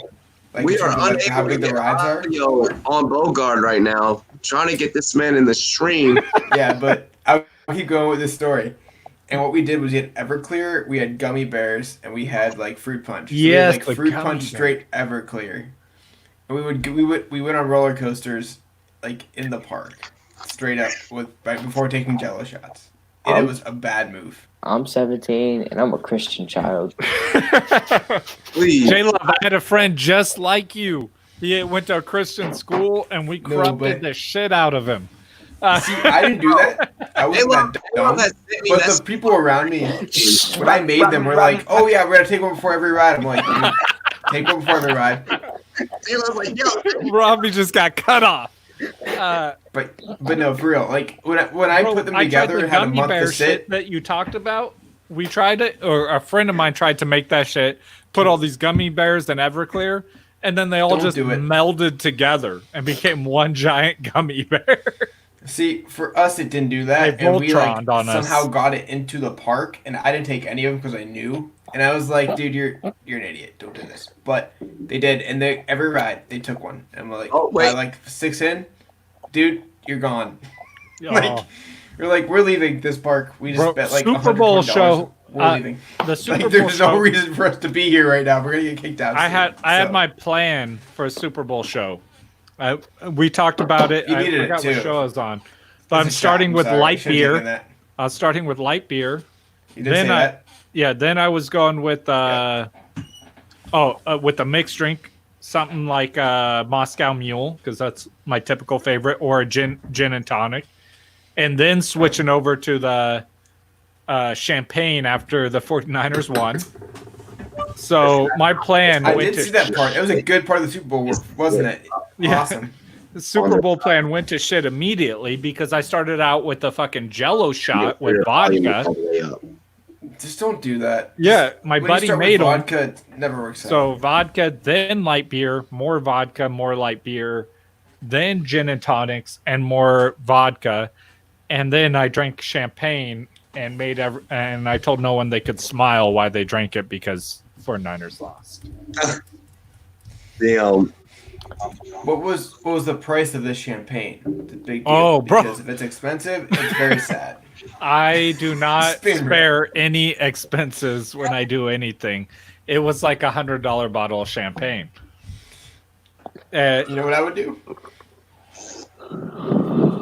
What would you do? But they're like, they're like, Justin, do you want to save the champagne? I'm like, absolutely not. Like, any event after this is cursed by that bottle of champagne. So we're drinking. Okay. I'm like, but no one's So going to be happy about would have this. been me trying and failed miserably and died. Been there. And Been there. Bogart, I can't hear a word you're saying, but I love that hat. Hey man, is the headphones gone? Yeah, San Fran. That's the homie out in San Fran. Clock Management. I'm gonna get you on this show, bro. Yeah, hit me up, Bogart. Hey man, let's get those headphones out. Are they? I mean, It's not is the he in headphones. the He's private throwing chat? It's not the headphones. He was earlier. He's not muted. Yeah, he's not. Yeah. I don't even know what's happening. Like, he's on his phone. It should just work. I've done this. If he has an iPhone, tell him to turn on like See, I've never tried to get on the phone. It just Tell him to turn on what, J-Love? turn off the silent mode. So like when the ringer's Yeah, if on. you on silent mode, it may not work. Yeah. Yeah, turn off your silent mode, bro. That's it. Shit, you're not even Is 21. better How than you don't say tequila. that? I've never had either, so I can't even Yeah. speak on that Leafs defense. I gotta. Treat, you're like 15. Me? No, Who is? Treat. The guy that typed that. What do you type? Margaritas or tequila? Leafs. No, that was Leafs, man. That's Treat. Yeah, He's I've 15. Is he? Well, Yes. So? God that's damn it. questionable in this department. Again, I've never had tequila. So Bro, to be honest, though, I started Whiskey drinking guy? when I was like Sorry. 13. So Yo, Andre Owens. again, I never. and when really I say touched like, it. I Yeah. was 13. Andre Owens of the NBA, our homie, he is all quarantined down. Lee says, "Laugh out loud." I'm not 15. Wait, I'm confused by it. Margarita's greater than tequila. Margaritas are tequila. Our tequila. Well, it's a cocktail, but no. Yeah, either but way, with I've not tequila had- in it. The So alcohol. I will say I have never had. I've never touched tequila in my life. So Tequila I was avoid that. was the first alcohol I touched it. blacked out on, and See, it was I've not cheap touched it. ass tequila. he's still trying, by the way. Here, Yeah, Bogart, you got to turn your shit off. can you log out and come back in? And Off the silent mode. Off the silent Turn off mode. silent mode. That's yeah. up the volume, man. Up on a computer, bro. Up the volume, or try a laptop. Try a laptop or a tablet. Can we? Is he in chat? Can we tell him to get the audio on or something? Yeah, I think he is in the chat. I think he is in the chat. J-Love, we're gonna need you to fly to San Francisco real quick and fix this dude's. Justin, you are IT. closer. You are closer. Flights Yeah. are You're in Seattle. I don't know how to operate an iPhone though. Let's not fly, guys. It I is. have to fly. Hold Anyway, it down and flip I it just forward. turn the audio on, That's man. it. That's all I said, man. I mean, if he's in chat, he'll probably see it, but please turn the audio on. Yo, my Robbie. girl Rachel Stovich looking fly tonight though. Robbie, I'll be right back. You're in Hey, charge. Is she Still like at an until I original get show or back. something? Because Justin's funny, yo. so, Oh, bro, man. I'm not even like trolling here. It's kind of leak time. Be right back. Go ahead. We're chilling. We are literally chilling. It is the most raw sports show. I'm over here on Instagram on the gram doing my thing though. I'm on the gram. Bogart, can you hear us, bro? We are not able to get audio of this man yet. Nothing yet. We gonna keep trying though. Not a bad episode for us to not have any sports really to talk about. We figured out some shit. I mean, half of it was just about the coronavirus. Well, a good half of it has been about it, and I still got some more shit to say. Ah. Fuck this. Brandon Mebane released as well.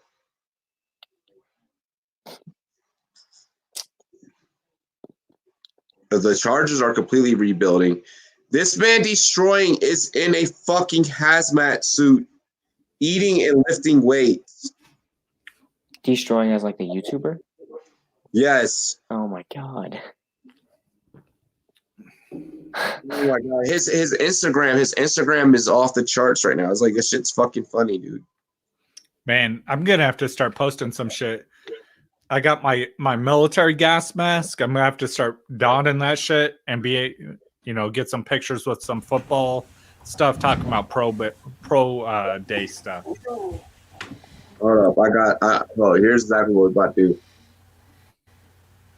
What's up? Hey, I'm doing a TikTok really quick. Hey, y'all want to join my TikTok? Hold on, y'all want to? Gosh, the cringe just hit me. Hey, J-Love just left the chat because he cringed so hard he probably ran. Jake, you're on TikTok. Jordan was like, I'm not being on TikTok. I'm already on TikTok. I got cloud management on. You know there. what, Robbie? Yeah. You just on it. What? J-Love, your generation is TikTok. Where you at? Nope. I don't claim them. The worst platform ever. Bro, like TikTok. And by the way, China tracks that, so don't do that. Don't use TikTok. It's ridiculous. I will say that. Like, I get zero enjoyment out of TikTok, but I do have one. And if you guys have TikTok, add me on there, clock management. And I post videos occasionally. Really, I just post a bunch of pictures of my Instagram pictures. So you could just follow me on Instagram and get those sooner. But I don't. Whatever you want. It puts cool music to it. I'm just a fucking mess. I'm just a mess. I don't use TikTok. That was the first TikTok I posted in like 4 months. I was gonna say, Robbie, I follow you on there, and I haven't seen one in forever. Yes, he is a constant follower of everybody TikTok all the time. Bro, I am on all social media. If there is a fantasy football fan, I am in that social media. Yeah. So, are you saying there is a fantasy football TikTok group? Yes, I'm in it. There are a couple. Yeah, I got you, bro. Wow. There's a couple. J-Lo just died inside. I know. I've been dead inside. Yeah, bro. There's a couple, and it blows my mind when I watch their TikToks, and I'm like, this is such bad fantasy football advice, and they have like 1 million fucking views, and I'm like, my TikTok has 200 views, and I give you good advice. So. Clock, me and you, let's talk about that really quick. Hey guys, we gotta pour this out. Hold on, let's talk about Clock, especially you and I. We're fantasy football analysts. And I read this recently. Shouts to the homies 2-on-1. Do you feel like that motherfuckers, like, before just becoming a fantasy analyst, they should win a fantasy championship before just starting a fantasy podcast? So, no. I think you need to get in a competitive league first, because I don't want every dude who won his neighborhood fantasy football league to start a podcast. Because, I won my league. Yeah, that's great, dude. But everyone drafted a quarterback in the first round, except you. But you should not have a podcast. I was just waiting for it. Yeah, I was waiting for that one. I was in a league a couple years ago, and somebody took Aaron Rodgers with the first pick. I'd shake down that person's throat. That person would never be allowed in a fantasy league. That person would never be able to show their face. He wasn't. He was kicked out. He was kicked out. And then that same year. I'd be like, hey guys, this idiot over here drafted Aaron Rodgers. That same year, somebody took a kicker in the 6th round. Oh, man. Oh, my God. Delusional. Yeah. But I want to hear more about this, Justin. Elaborate a little bit more on your take with this, man. So they gotta be in a competitive league. Now, does this competitive league have to be like we're in the Battle of Pep? No, it doesn't have to be anything like that. Like, because you're not going to get into those leagues, most likely, unless you have a podcast or are like the #1 viewer in a podcast. But you need to be in a league that is not just a bunch of people who do not do anything with fantasy. You know what I mean? Like, they're like, oh yeah, I watch football occasionally and I have a favorite team and I draft all the players from my favorite team. But like a real competitive team. And that's cool. Then you could you want to start a podcast, cool. But it doesn't also mean you're going to be successful. Because there's more that goes into it than just that. Like, oh yeah, I'm great at fantasy football. And so you should listen to my podcast. Well, what are you doing on social media? Like, how hard is your work ethic? Like, get your name out there, share what you do, spread your word, things like that. Like, I know I'm a workaholic. So if I don't see other people putting in the same work that I do, I'm like, no, sure, you could do it, but I don't think you should be successful. Now, one of the things that I also want to ask you, given this whole coronavirus period and the dark ages that we live in, do you feel like that there is going to be the podcasts that stay afloat? Do you feel like there's going to be those the stronger are going to survive? Is Darwinism going to show its rear end in the podcasting world? So fortunately, with the fantasy football world, no, because I'm hoping by the time the season kicks off, this will all be under control, and we won't have to worry about it. I fear more for the other sports like basketball and a lot of these other things. MMA seems to, I think they're going to be okay. I can step on that. There is no way after the UK card. There's no way. They have to do something, and it's gonna move everything to the middle of Las Vegas. And Jake, you're also not just talking about that from the standpoint of your expertise as a writing as a writer. I love to write on it, but as a fan, also your government expertise, correct? Yes, and there's gonna be limits put on them. There's no doubt. Nevada will not do it. I mean, in a way that's we were willing to, but they'll have to. And, I mean, at this point, I fear Habib versus Ferguson might be one of those. Okay, yep. Thank you, Clock. Appreciate that one. Return the favor, bro. Yeah.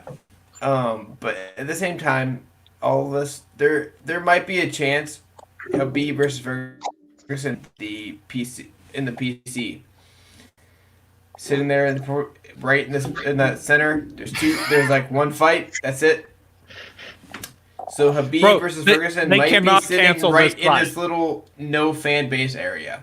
There's no way they could cancel that fight. You cannot. And it will be in Vegas, and it will be with 0 fans. Again, I'm okay with 0 fans. Just don't cancel that fight. We've been trying to agree. get this fight for a decade. Gotta point out, Shit. man. But yeah, I agree, man. It's going to happen, and I am very confident this fight will be in front of zero fans. Now, I wanna go bounce back up top above you, Jake. If you don't mind, if I go back Go to ahead, the man. Go through it. You're good. Justin, you're still. It's no secret. You're still currently like in. Yeah, You're- active you're- duty. Yeah, military. You're still doing time. What can you tell us? Make it sound like I'm in prison, bro. Yeah, no, you're doing time. It is prison, dude. I've been there. What are you able to tell us from inside, kind of from a DoD standpoint? I mean, I don't want you to say too much. I don't want anything. Oh, yeah. But I mean, what are you able to tell us from the inside? I mean, it's obviously a serious. I'm sure everyone knows now. It's a serious situation, and like a lot of the DoD is prohibited from doing certain moves around the country and to international, like outside of our country, obviously, and. I've had a lot of people reach out to me who I know from growing up and stuff, and they're like, "Dude, what are you guys going to do?" I'm like, "Dude, I work in a special forces unit. Like, we specialize in like killing bad guys, not killing diseases. Yeah. Like, this is not our area of expertise. We are not planning to do anything like about this." So. You know, it's a little bit different, and I know people are like, "Oh, the military will protect us." Maybe other parts, but where I work, that is not what we're doing. For me, I think the hardest thing to come to grips with has been having like people like I legitimately know, and like like I know like before I ever started the podcasting world, and being a full-time member of the media, having these people call me and reach out to me and DM me. They're like, "How are you handling it? What are you doing?" And having people honestly look at us as a media for kind of a green light right now. Everyone that wanted to criticize the media and be against the media at the beginning, and now we're having our own citizens. I mean, I'm sure you maybe even you dealt with it. Where now they're coming and they're asking us, like, fans of our show are literally like they're not panicked, but they're like, "Are you guys still going to be running? Are you guys still going to be a business? It's still going to be a thing." Dude, I worry as we're getting closer to the draft how this affects that. I'm sure J Love has some input on that, as he's done a lot of draft research and articles, and like I was planning to fly down to Vegas for the draft. You won't be able to. Yeah. I know, and now that's my thing is I'm like, they're not going to let me just stand out there, because before it was like anyone could come, and that's not going to be the case. So now I'm probably not going there, but we'll see how things turn out. From what I'm understanding is the plan was to have there's usually 50 green room invites every single year. They're going to lower that number to 32.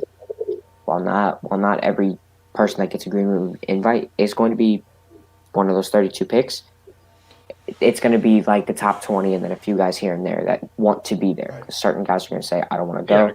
So then they'll replace. They're going to get a bigger venue so people are more spread out. They're going to have a limited amount of people that a draftee can bring. So before it was you could bring 6 or 7 people. I think it's now only going to be 3 or 4 that you can bring with you. Yeah. Your agent also is not going to be involved with that because your agent has to be there.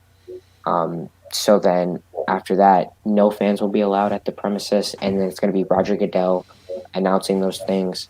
May not even be Roger Goodell. It could be a replacement. The one thing I wonder, though, is because it's out on the fountain of the Venetian, right? Mm-hmm. So the fans would be standing out on the sidewalk area, which is a public property. So how do you... Could you go there? That? Probably. But you could also say that that's reserved for a certain area and hold people back from there. Yeah. I'd imagine that's the move. Yeah, I mean, I'd imagine the police could do that. Say, be there to limit people, and So if I get there early enough, you're saying I'm good. There you go. Yeah. You slide a cop of 20, you might be able to. That's what I'm saying. That's what I'm saying. It's Vegas. But no, from basically what I'm understanding is that there was a report today from Adam Schefter saying that the NFL draft is taking precautions, but they do not plan to cancel, push back, or change anything major about it. Yeah, and that's what I'm hoping. Man, I know it's already affected with the pro days. Yeah, Pro days are canceled. yeah, it's already affected the pro days Private and interviews. are canceled for at least 2 weeks. Which is crazy to me because, like, so the private interviews are more important to me than the actual combine. Yeah, because you've already got that.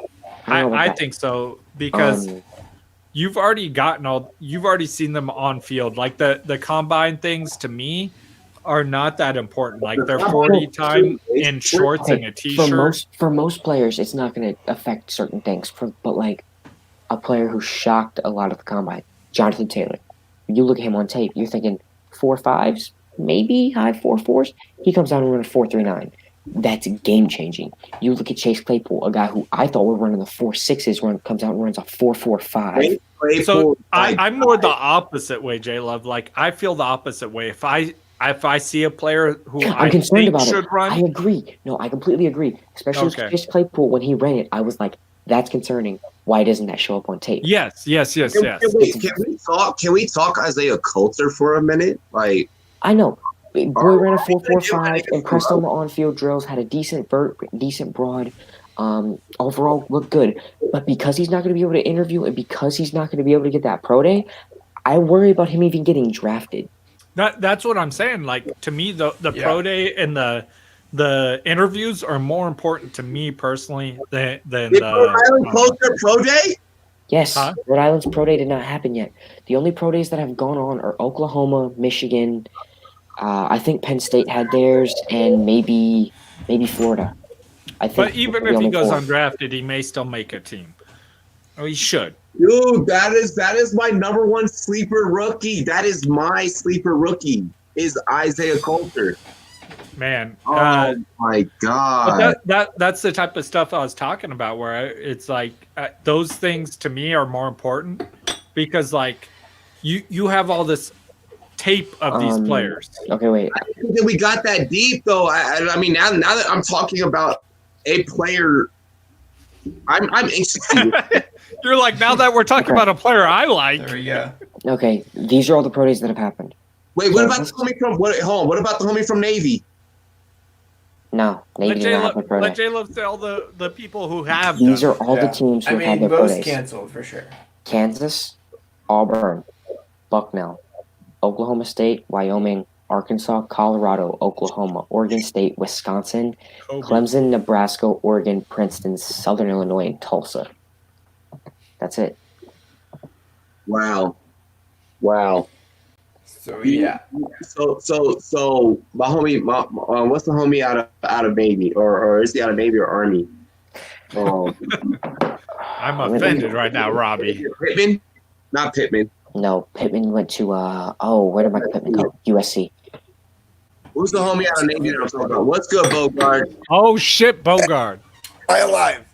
We can hear you, Bogard. Oh, there we go. We're good. Jesus. Waiting for you, man. Much love, Bogard, from a also 49er fan.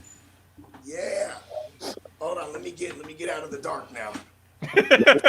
You probably come to the light. Use the headphone. Thank you. I mean, this is the dark ages, right? We are in the dark ages. It's reaching that, so yeah. Do you know what his 40 time was?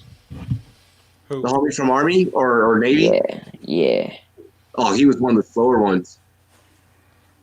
I'm faster than Malcolm Perry. Bogard, you got to hit me up after this. Malcolm Perry. What's that? Hit me up after this. Okay, yeah, definitely. Yeah, I want you two to do a feature together. I definitely think it'll be dope. Clock management over on the GMM. Justin, it's a lot like the Rumboyz, so you can let loose. You don't gotta be you on you show. Yeah, I mean, I ain't gonna lie, I gravitated towards y'all content just because of that nature. Like I felt like I would kick it with y'all. You know what I mean? Yeah. talk about that for a little bit. I mean, Bro, for how sure. how did this whole thing end up? I mean, I featured on your show today. Now you're live with us. Let's talk about that for a minute. I mean, how did this all link up? I'm almost out of. I got one more beer after this one, I mean, guys. as far as like just how it started to be a content creator. Yeah. I mean, you know, I know that you found us through Instagram, right? Yeah. Yeah. Hit me up on Instagram, bro. I just started growing my Instagram. I think I'm actually following you, Clock Management. Right? I thought you were. Yeah. I thought you were. I recognized the name, but I wasn't sure. All right. Yeah. I followed you back though, right? Oh yeah, and I think I hit you with the with a link like I was somebody. I was like, please follow and subscribe to the channel. Oh, bro, I did. And If you sent me a link, I did. Yeah, it's funny, man. I'm actually man, I was fortunate just to even chop it with Robbie, you know, after our podcast, and you know, he was like, bro, you need to jump on, you know, this, and he's I'll send you the link to it, and then like because that's not going to be a barrier when I try to collab with other guys like y'all. You know what I mean? For sure. Oh yeah, hell yeah. Make sure you guys check out the GMM Network on YouTube and other podcasting platforms. I gotta ask, what's GMN stand for, bro? Well, it's kind of, well, anybody that knows me, like I might like say I'm drinking Patron, right? I'll show the Patron and I'll be like, Patron, give me money. You know what I mean? And like it's just an ongoing joke for hella years. And then when I was trying to start this podcast, you know, shout out to one of my boys. I won't say his name because I don't want to give him the credit, but he shows up and he goes, you know, we're in the studio and he's like, "Is this the Gimme Money podcast?" And at the same time, I was trying to think of, you know, what can I name the joint? Like, you know, you have BET, you have CNN, you know, and I was like, ooh, the GMM. You know what I mean? And Yeah, like, yeah. It's also like, you know, like God made me. It also unofficially stands for whether it's Give Me Money, God made me, get more money. You know what I mean?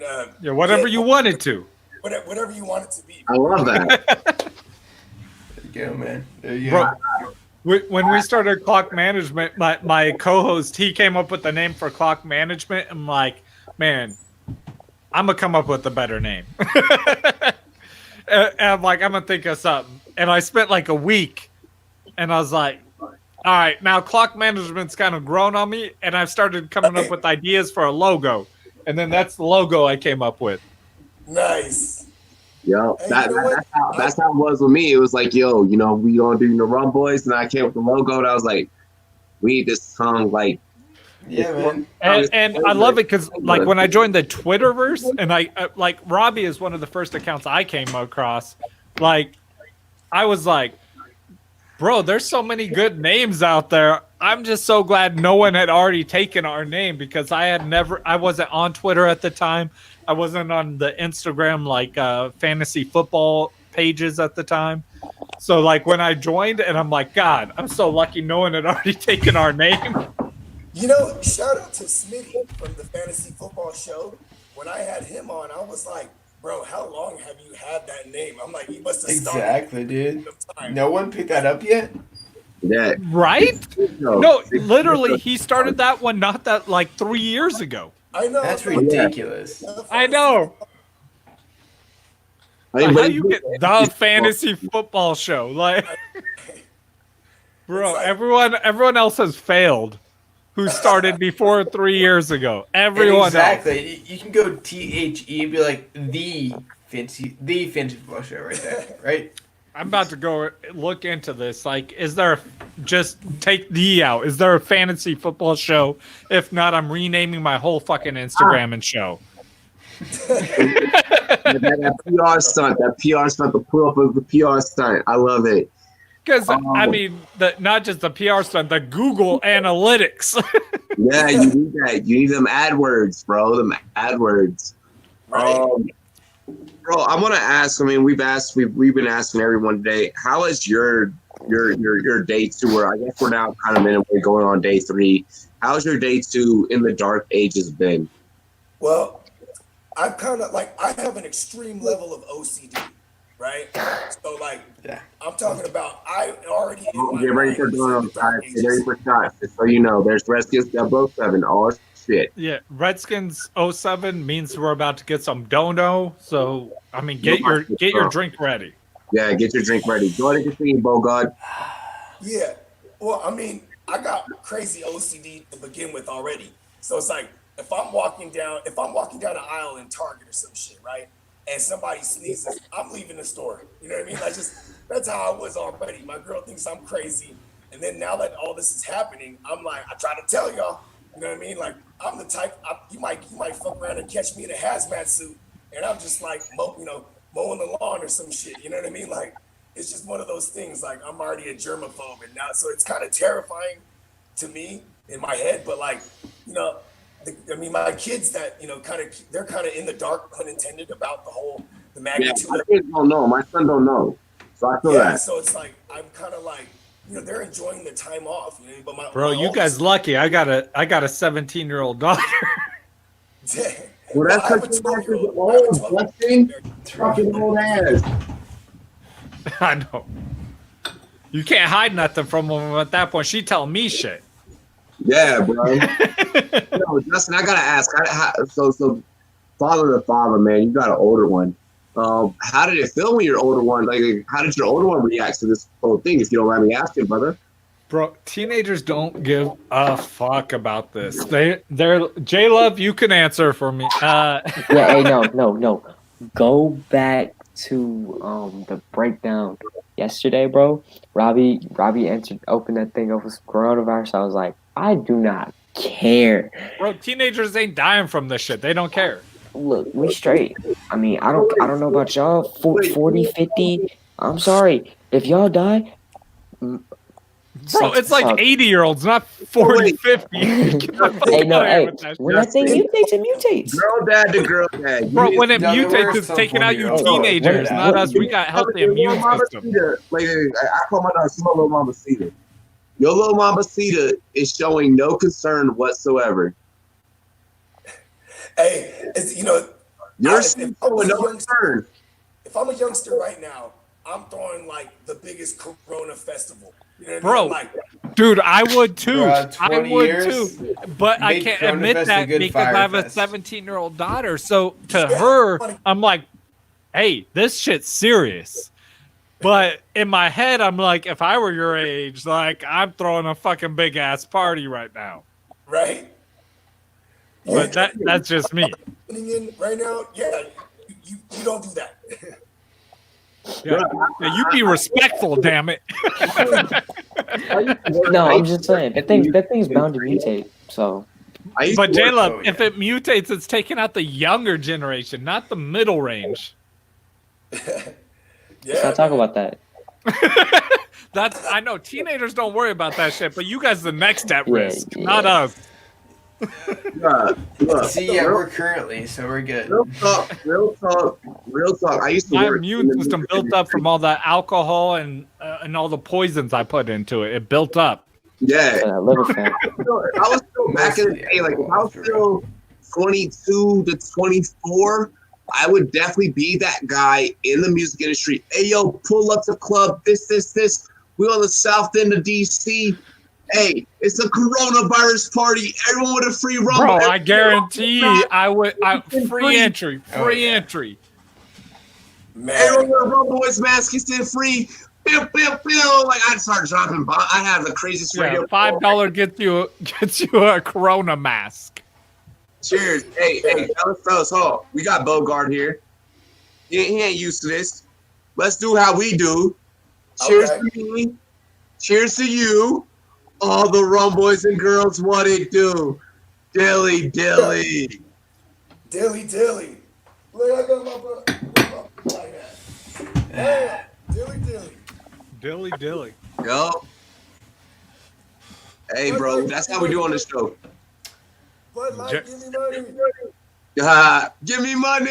I love it. Bogart. What's that? What's the situation like out there in Cali? I mean, we've heard from Justin, he's in Seattle. I'm in Colorado. We're in affected areas. What's it like in Cali where it's so highly populated right now? I mean, it's like, first of all, there's a lot of large Asian communities, right? So the cases of the started popping up early because of Chinese New Year, where people are going to and fro, whether they're going to visit or have people come in to visit. So there's already that exchange going on, right? But like the horrible shit is like just the prejudice that's going on. Like people are getting like Asian phobia. You know what I mean? Like I mean, for everyone tuning in right now, you know what I mean? That's the last thing motherfuckers need out here. You know what I mean? Like, amen. Thank you. Granted, if you listen to Trump's speech, he didn't waste no time within the first 10 seconds to make sure everyone knew it came from China, right? And that kind of doesn't help it, the scheme of things, for us trying to be peaceful, because that's at the end of the day, fear and uneducated people, that have fear, that's what's bring hate. You know what I mean? And like I'm talking about like restaurants are Chinese restaurants ain't getting no business. You know what I mean? Like it's crazy. You know what I mean? And people talk about they're not drinking Corona beer because of this shit. Like that's ridiculous. You ain't lying. 41% business loss in Corona beer. You think the stock is, man, I almost want to check their stocks. Probably so. I love stocks. Every other company. What I do.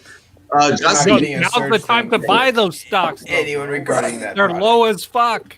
I was telling people earlier today on Twitter, I've been buying stocks like crazy today. I bought some airline stocks. I bought some Disney stocks since they announced they're shutting down. Like, these stocks are going back up after this. Like, get them now. Like, if you're not a rich person, now's the time to get invested in stocks, bro. And I told you, Redskins 007 is in the chat. So we're going to get some dono. You put some stock into y'all getting drunk. You can. You're going to win on that stock. How about you write me a Kai Becton article? Where's my Kai Becton article? Thanks, man. Appreciate it. Redskins. Thank you. Love, put some stock in that, J-Love. Hey, yo, so Bogart, when I was telling you earlier, when I was on your show, and I shout out Jordan Love, and I told you that we had these draft analysts of draft analysts. That man over there to your right, that kid right there, when I tell you this is the hottest motherfucker dropping scouting profile. This is the hottest motherfucker right now dropping scouting profiles, and at his age, to be doing what he is doing is absolutely positively insane. I want to introduce you to the many-time McShay of the fantasy football industry, Jordan Love. Man, Jordan Love, pleasure to meet you. My hat's off to you. Hey, Bogart, I gotta tell you, he's keep a the hat Cardinals off, bro. fan. I'm a He's a Cardinals fan. But see, But he's still legit. I give him a hard time from time to time, but he is legit and he knows his shit. Justin, does he or does he not hit though? Like he does. He knows his shit. We give him a hard time from time to time. We man, call him Justin Bieber every once in a while. I'm the little bro around here. every little bro. But we love you. Oh fuck yes we do. But yeah, and you definitely gotta have clock management on your show, bro. Like I said before. I have a few more questions unless anyone else has any more questions for you really quick. I'll turn it over to the staff. I mean, you got the full staff of the Rumboyz. You got to interview me earlier. You got the staff here. Man, I would love to have everyone in y'all, man. I thoroughly enjoy what you guys do. I was just telling you on my off air when we were talking. I was like, you guys are like steady, like my fantasy pros right now. You feel me? Yo, I definitely feel that. I appreciate that, Doug. The Pentagon just banned all military from any domestic travel. Wow, because they're gonna need all hands on deck. Hey, first of all, Justin, I also do want to thank you for the blanket of freedom you guys have provided us. Also, you too, right? You're a vet too, Robbie. Yeah, Robbie's a vet. Yeah.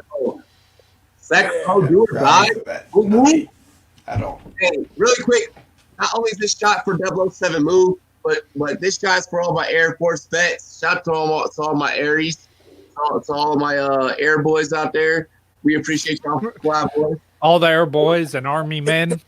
Yeah. Hey, Army, all the soldiers out there, even Marines, asses can hop up in this cheers to Navy, y'all sailor motherfuckers on a boat. Y'all can hop in on this, but there are two services represented on this podcast that are the greatest services, and that is me and Justin. Air Force and Army. I'm gonna go urinate again, Robbie. You're in charge. Boys, is the term You're gonna, yo, all right. I gotta ask my staff. Do I really leave Justin in charge that often like that?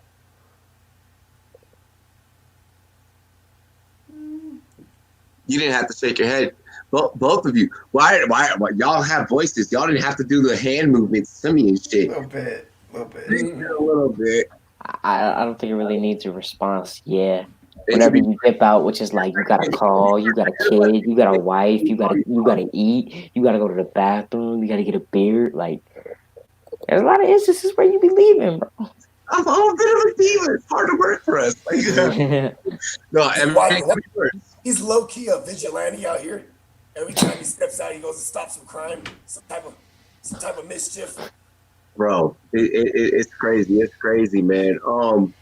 Let's talk more about the GM. Actually, I want to talk about your sponsors. So I'm working on developing the Rumboyz CBD line, but you already have a CBD line, correct? Yeah, it's my boys. Shameless plug. It's called Milk and Honey TX. It's not shameless.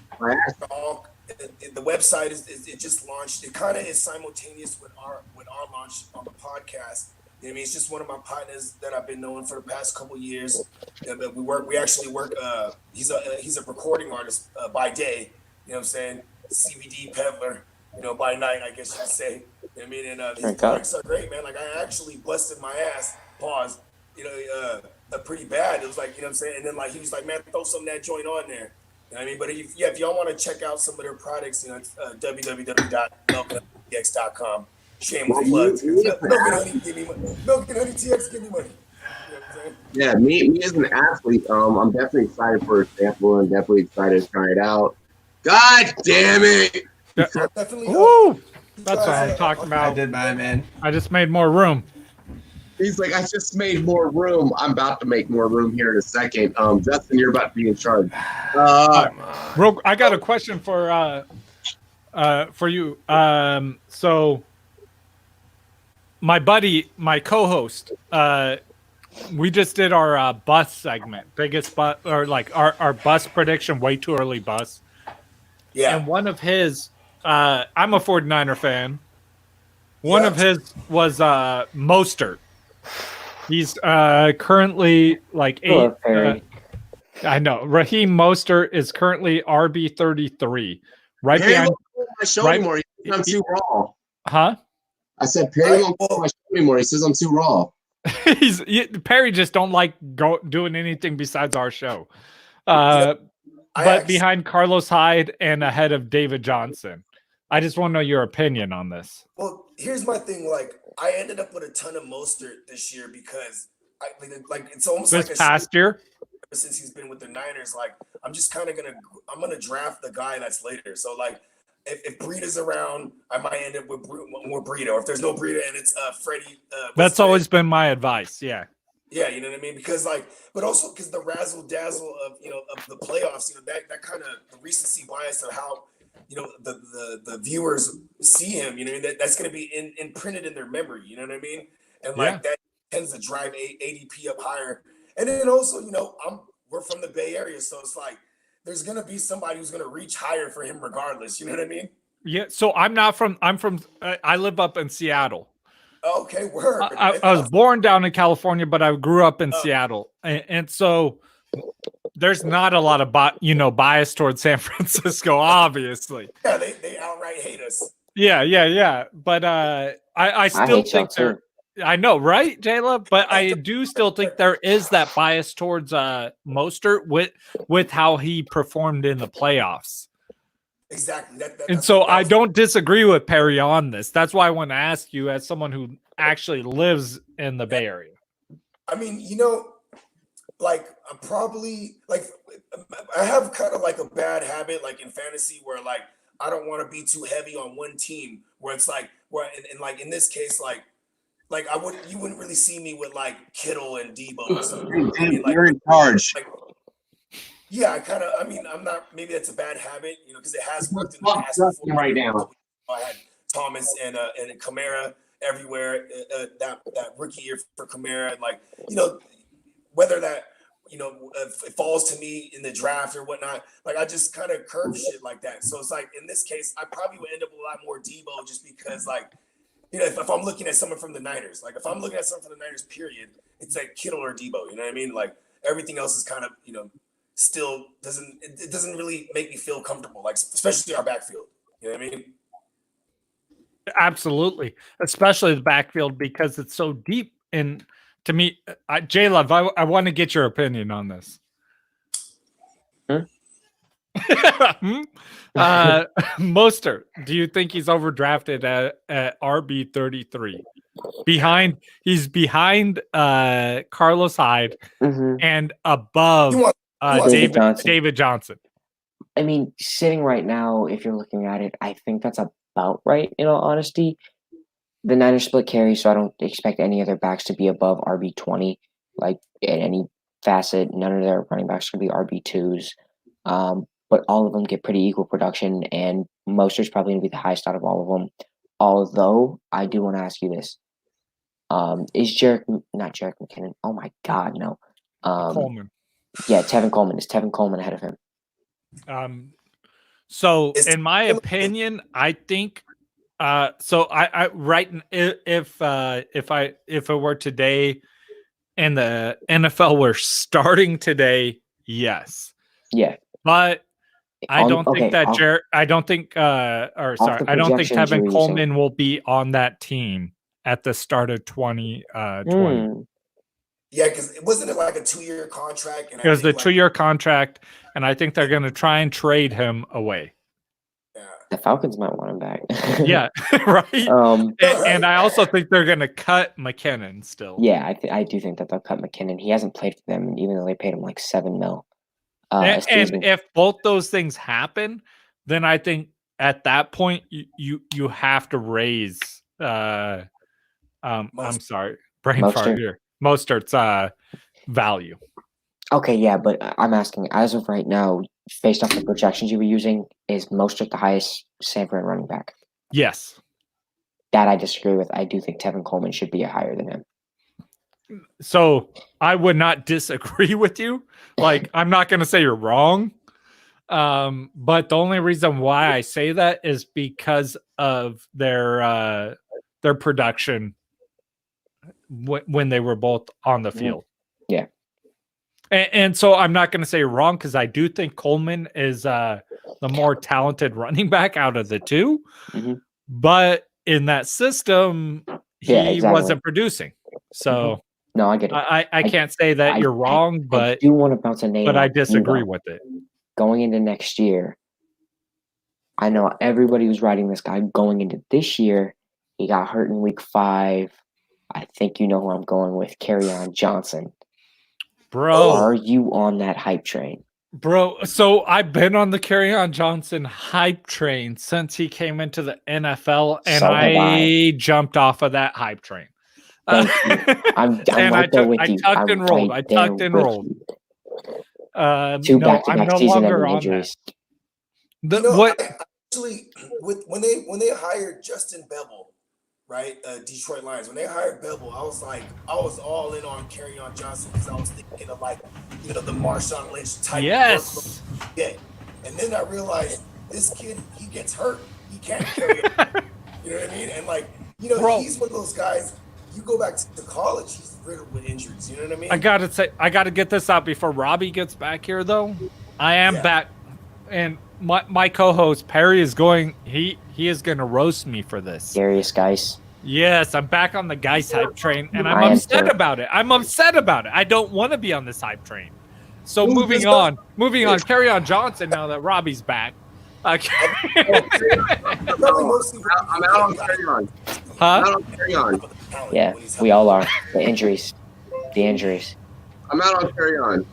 Yeah, we're all out on him, Robbie. I was just talking about how I'm on the Geis hype train, but I got to get that out there before you get back because it's a Redskins running back. All right, let's talk about Geist for a minute. Darius Geist is a very talented running back. Me and Geist, we're good friends. Bro, me and Geist are worst enemies.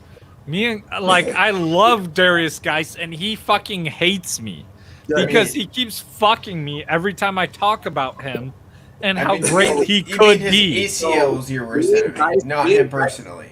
No, it's him. He decides. I swear, he decides this shit. Because every time I talk about him, he's like, "Which ACL gone this time?" ACL. Listen, which one this time? This I one. like me and Derek, bro. This time. Me and Geist have a follow-unfollow relationship. Yeah. I always follow Geist. I always follow you, and you fucking know this, bro. Bro, Perry mocked me last year when I got back on the Geist hype train. The fact that you follow and unfollow me as much as you do, 12 times in the last year and a half, Darius. We have a very fucking relationship. Bro, And I know that you watch. No, I'm not done. I know that you follow the show, Darius. All right? I know that you fucking watch the show. But this hate on each other has to stop. I've already challenged you to bowling, Darius. I've already said you can fly out here to Colorado. I will even take the flight back to Ashford. Bro, But Darius.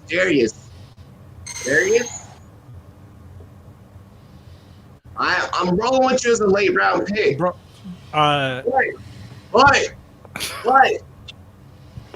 motherfucker, we still gotta face each other in bowling. no, in bowling and on a podcast. Even if the podcast is during bowling, though. Well, that's the way that I'm trying to hook it up. And Darius, no, I feel you. Darius, I got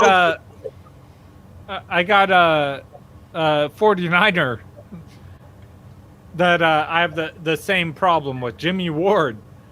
Man. He followed me on Instagram, which I was extremely happy about because I just created this Instagram. And like I don't post a lot of like 49er stuff on there because I try and stay, fan neutral. Objective. Yeah, exactly. I want to be objective. But he followed me on there, and I don't think at that point I had posted anything 49er related. Justin Jackson has stopped following me because he's like. He followed me and unfollowed me on Twitter. Yeah, because he was like, which I don't understand. I never mentioned him ever. He was like, you don't talk about positive stuff. Like, nigga, that's not my show. But bro, like, Jimmy Ward followed me, and then he commented on something I said, and then I retweeted what he said, and I misspelled his name, and he unfollowed me. You nut. Bro, it wasn't my fault though. That was Google's or the autocorrect. Oh, okay. You got to spell your name. You got to spell your name how Google spells your name, or it's gonna autocorrect it. I'm gonna say this: a little advice for all the podcasters out there. This is your perfect time to go and try and get pro bookings on your show. No, I got a. Yeah, for sure. I'm not gonna say like not. Hey, yo, I'm Robbie, not trying hit up Andy to. Isabella. I'm not trying to selflessly promote myself, but I got a bunch of NFL players that have talked up my podcast, but I would love to have a 49er. Fuck. I'll let me, bro. I'll work on the Debo connect. Bro, if you get Debo, like that's my intro from now on. I got Alexander Madison right now. I got oh shit, I don't even remember Alexander Madison. That's my boy. We're gonna work on getting Andy on the show. We're gonna work on getting Andy on the show. I'm gonna try and get Nick on the show. Debo, bro. Because I know both right now. Just Yeah, what's up? getting Nick Chubb, dude. Like for the opening. Hogarth. Do you think Alexander Madison is going to be like circa 2015 Derrick Henry when DeMarco Murray was still there? You know what I mean? And people are going to be drafting him in like the 6th, 7th round. I don't. Personally, I think that he's still forgotten about. You don't hear people talking about Alexander Madison at all. And I love this. I love this because if you get Cook, you're getting Alexander Madison late as fuck in this draft. Yeah. And you need to do that because Alexander Madison, if Cook goes down, Alexander Madison is instantly a top 10 running back. And it's still the Coob over there. You know what I mean? So here's my thing. If you're listening to any podcast that is out there prescribing and tell you to subscribe to the theory of Dalvin Cook as a top RB, you need to be going and getting our guy. I am one of those podcasts. Hey, then there you go. Then we have a live testimony. And then you should be telling your listeners. Yes, and I have. Not only do I tell you go draft him, but he introduces me to my show. I have Alexander Madison coming on the intro like, hey, here's clock management. And then clock management's like, hey, here's Alexander Madison. Go draft this dude. You know Alexander Madison's a Rumboy, right? Like he has one of our shirts, like he rocked our shirt. Bro, I wish he wore that shit when he recorded our intro. A Rumboy shirt? Yeah. That'd be dope. Ask him next time. I will. I'll hit him up. Maybe I'll get a new intro with them with that on. Yeah, because he has a 3XL, and if he needs a new one, I'll ship one out. We got new designs. Rumboyz.com. Yo, let's talk about. I want to get J Love in here on this though.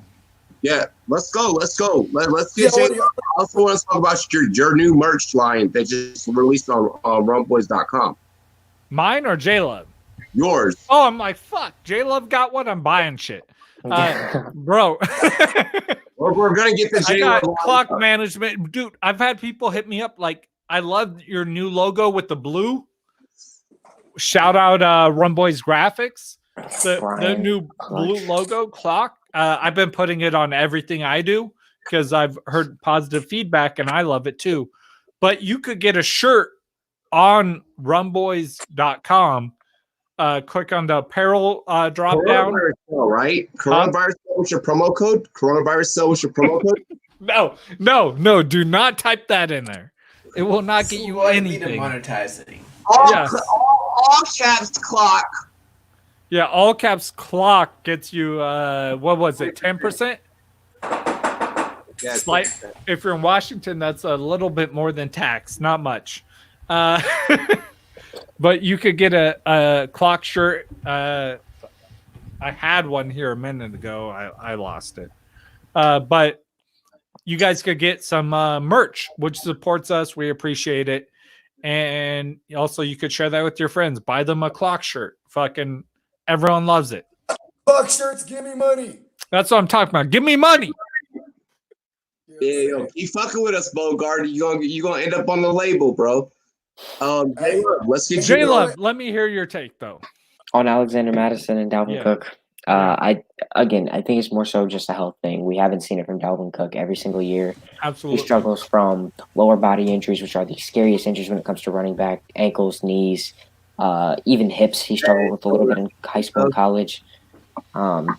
I would stay away from it, but if you do draft him high, you need to get Alexander Madison as that security blanket 100%. How do you feel Alexander Madison finishes in that system if Cook is injured? If Cook is injured, it depends how long. If Cook goes down week 1, I could see Alexander Madison being an RB2. If he goes down week 8, 10, I could still see Alexander Madison being a high RB3. I'm just saying week to week. Week to week? Yeah. If Cook is out, you're starting him. Yeah, you're starting. If Dalvin Cook is out, you're starting. Or immediately top 24, right? Yeah, personally, I feel like that is the best handcuff in the NFL.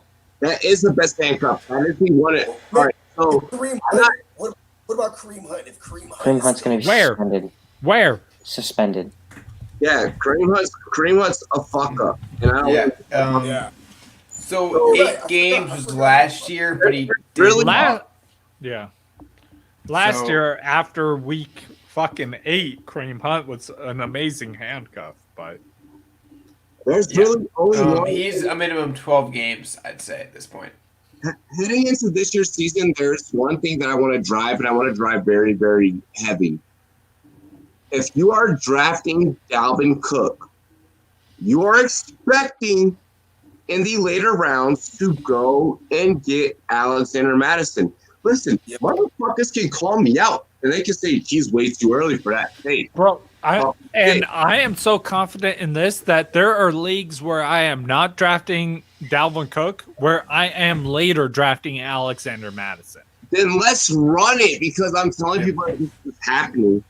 I'm telling people this is where we're at. I'm telling people this is what the fuck is good. You know, okay, speaking about us in general, you know who's going to be a good handcuff next year? Henderson. Chargers backup. Yeah. We were just talking about him, how we don't preach too much about him. Justin Jackson, yeah. Justin Jackson is Bro, going to I be a have him- good handcuff. Thank you, J-Love. I would have you on my episode that comes out tomorrow, but I already recorded it. And Justin Jackson is my sleeper for next year. Yeah. So, but look at this too, guys. For even if Hunt was playing, I mean, Nick Chubb's going to get touches next year. We don't.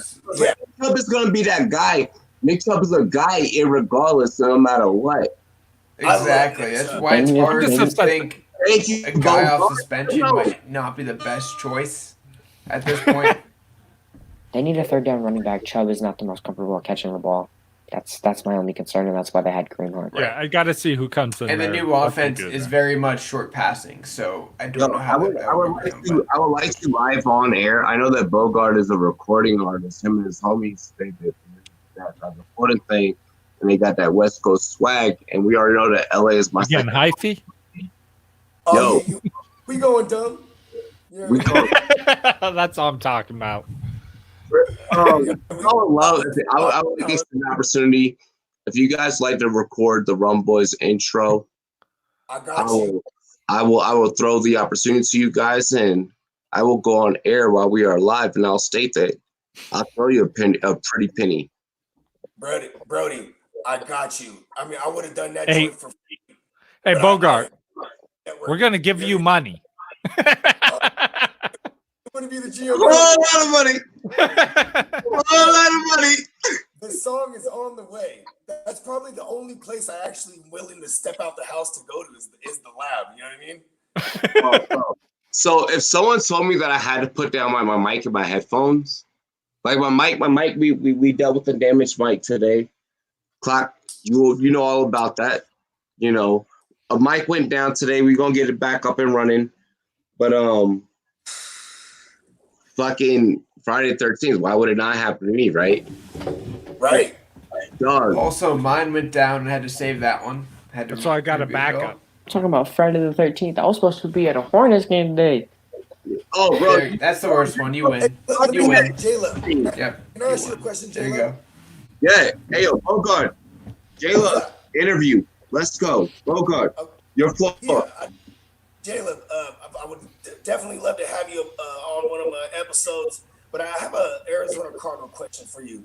I mean, because everybody knows, Kyler Murray is going to be that. He's going to be that guy. You know what I'm talking about? That guy. Like, he's going to be the guy, right? But do you think you'd rather just, get the head of the body, or do you think there's going to be some worthy pieces?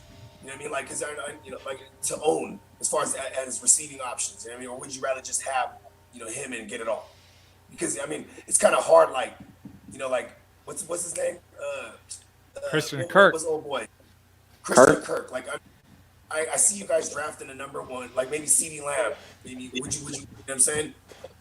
Would you want something like that? I'm a firm believer in the fact that we have weapons on the team, and Kyler Murray was good with them last year. You know what Kyler Murray wasn't good at last year? Staying upright. Christian Kirk, while he wasn't on the field, he showed flashes. He's a good wide receiver too. Fitz is coming back. Hakeem Butler, who's a big playmaker, 6'4", ran a 4.5. Big way to high point the ball. He can be a jump ball receiver. Andy Isabella is probably going to take that next step, and Keyshawn Johnson looked decent. That's a group of 5 wide receivers. We still have Max Williams, who's a good receiving threat at the tight end spot. I think the best offensive tackle that is there. I think that personally, Andrew Thomas is going to go number 4 to the Giants, so I would go Tristan Wirfs at number 8, considering I don't think the Chargers Chargers, Panthers, or Dolphins are going to take an offensive tackle in that slot. Or I could even see the Cardinals trading back to pick up more assets, considering the fact that they are a little bit weaker on that defensive side of the ball. Trade back to like the 15 range. You still probably get an offensive tackle, and you're going to be able to pick up a second-round pick and maybe a future third. Now, J-Love, what are your makings? I'm sorry, Bogart, because I know you got a follow-up. What are your makings of what's going to happen the second overall? I have heard different scenarios of us trading back. Chase Young. It's Chase Young. It's on at this point. Everything I'm hearing right now in the draft, it's smoke. It's smoke, just like what came out of Bogart's mouth. Okay. Bogart, follow up. Go ahead. Oh well, so basically, you know what I mean? Because they spread the ball so much, would you just be more comfortable just having a Kyler Murray than versus trying to invest in one of those options? I think Kyler Murray's ability to get outside of the box is going to help him a lot. We saw that last year. He kind of gets contained. He pulls off some magic, gets out, extends a play. But my issue with Kyler Murray is that his accuracy last year when he was outside of the pocket was not the best. So getting him that security so he can stay inside the pocket 3 to 5 seconds instead of 2 seconds, it's just going to help him. While he is smaller, he still has great accuracy, and he has one of the best arms that you'll see as a prospect. He reminds me a lot of a Russell Wilson. I mean, as a 49er fan, I hate that because Russell Wilson has, destroyed us for years. But he does because he is mobile, but that's not all that he is. He's not a running quarterback. He does have accuracy if he can stay in that pocket, which I agree with you, J-Love. They give him another second or two in that pocket, and he's going to start picking apart defenses, which he showed especially in the second half of the season, where he did much better. That Browns game? Yeah, that's what I'm saying. And then from a fantasy perspective, with his mobile ability to run the ball, I have him as my QB5. With the potential being a QB1 next year. Which here's the thing with it too. Which I know that's high, but he does have that possibility. It's that second year jump. Mahomes, Jackson, who comes next? Yeah, exactly. People are like, you're crazy. There's Mahomes, there's Jackson, but people would have said the same thing last year if I said Jackson. Right. And here's one thing too. With those shorter quarterbacks, if you can give them time to go 7 steps back and throw it, no thinking, they're deadly. Does not matter. I don't care if they're undersized. If they have to go 3 step, you might have issues. But he's mobile enough where that doesn't matter. That 7 seconds isn't necessary too. Well, 7 step, not 7 seconds. Yeah. Yeah, I know what you mean, but you need that 7 step drop or 5 step drop to give them the time and the space. And if you can do that, they can kill you. Also, Bogart, to go back to what you were saying, this draft class is really deep at receiver. I know you've probably heard it. There are 25 to 30 receivers that could go inside the top 4 rounds. In comparison, the highest amount of receivers ever drafted in a single draft is 42. And I'm talking about 30 in the top 4 rounds. I think, personally, T. Higgins is probably going to fall outside of the first round. He's probably going to be an early second-round pick because you saw Justin Jefferson lap him. T. Higgins going to Indy. T. Higgins to Indy. T. Higgins is not going to Indy. That first-round pick is going to be Jordan Love. Higgins is going to Indy. No. I was about to say, spoiler alert, for the episode we did, you were like, I got the hottest take. He was like, if he goes to Indy, he's that guy.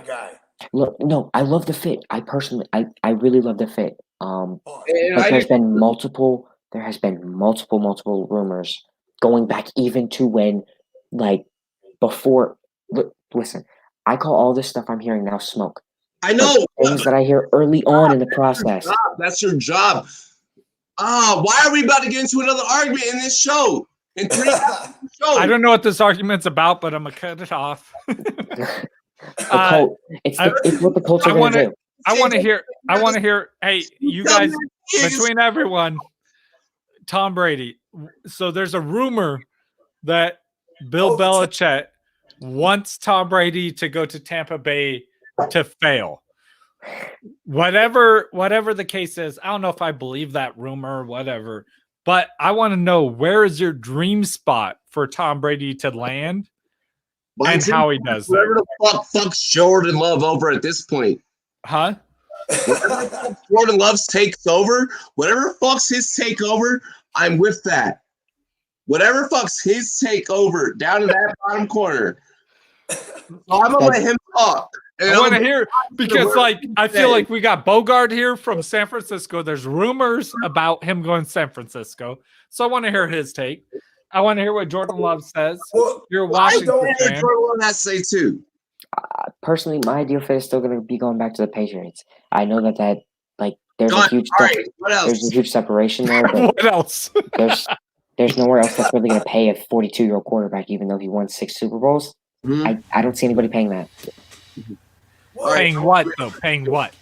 He turned down 35 mil. So I know, that's what I'm saying. So what is the amount to pay him? I don't know. I'm not paying a 42-year-old quarterback who at this point has injury risk. I am 100% on board with you, J-Liv. I'm just saying, who is paying him what? Like, are the Patriots paying him that? Jordan, who's saying what, Jordan? Who's saying what, Jordan? I think he goes back to the Patriots on a summer contract that he declined. I think he's going to realize that nobody's going to pay him, and he's going to take that 2-year 70 and just walk with it. I mean, if I'm him, I agree with you. Jake, what you think? There is no way anyone pays him for more than a year. You don't think 2 years? 2 years. I Jake. don't think so. I really don't. I think so. he gets at least a 2-year contract based off of his name. Is the second year with full guaranteed money? Not because full, you're but drafting partially. a dude. But partially. I don't think he'd take that. I don't think Brady would take anything unless he has that 2 really? years. Before we go to Bogart, here's a story about an analyst. Lady. He was sitting in the bottom corner of this show, and I just really want him to know that you are nothing more than Mini Todd McShay. Now, here's the story about a man named Bogart, and he represents the GMM, and he's gonna tell Who is it? Damn it, Robbie. on this story. Now let's go ahead and get the Bogart scot-free. Well, Dude, I got an app on my phone that does that. well, check this out. The Brady to Niner thing. For one, Shanahan, we've seen him with Brian Hoyer in Cleveland and in Frisco. We've seen him literally trade for Jimmy G, and it's almost like the whole time he might have wanted Brady. So this could be his shot at getting Brady, right? But I mean, then you're gonna move Jimmy to Chicago, maybe because that's where he's from. Maybe that's how you entice him, because it's kind of like a slap in the face, like, hey, bro, we just got the Super Bowl, but hey, how about we take you to your hometown? Huh? How's that sound? You know what I mean? Because other than that, I'm like, we have to figure that situation out before we can even, humor the Brady thing, right? Like, that's already got to be set in stone. Like, okay, we get Brady and Jimmy's going here, right? But yeah, Jimmy'd have to be traded before the whole thing's even decided. Oh, yeah. Yeah, and see, like, here's the thing. You got, we got the defense he wants. You got the tight end that he wants, right? We got the run game that he requires. We got a better line, metrics-wise, compared to what he just had in New England, right? But we don't have the gritty slot wide receiver. Maybe Trent Taylor. I don't know. Other than that, that's because No, honestly, bro, I'm a 49er fan. Nah. No gritty slot wide receiver. No, we don't have that. We don't have that. We got the great tight end that he loves. Yes. But we don't have that gritty slot wide receiver. No, he needs that. You know what I'm saying? Sportscaster is lit. We don't have a second wide receiver I currently. need someone to track the Sportscaster chat for me. Jake, can I get you on the Because we Sportscaster? got Debo. All right, gotcha. Yeah. Yeah, I go on. Dude, I'm gonna kill the YouTuber. I love I love Brady. Like, Brady is still, I mean, he's one of the best, if not the best, probably the best. I hate to say it as a 49er fan with Joe Montana out there, but he's probably the best quarterback to ever play in the NFL.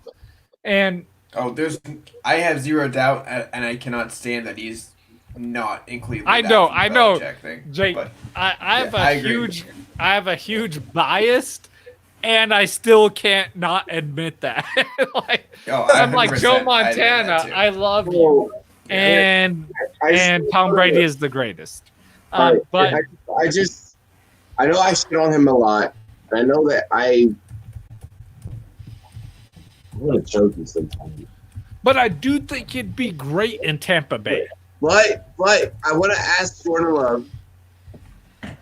Jordan, how do you feel about us keeping Dwayne Haskins and working with him as the future? I just want you to talk on Haskins, and that's it.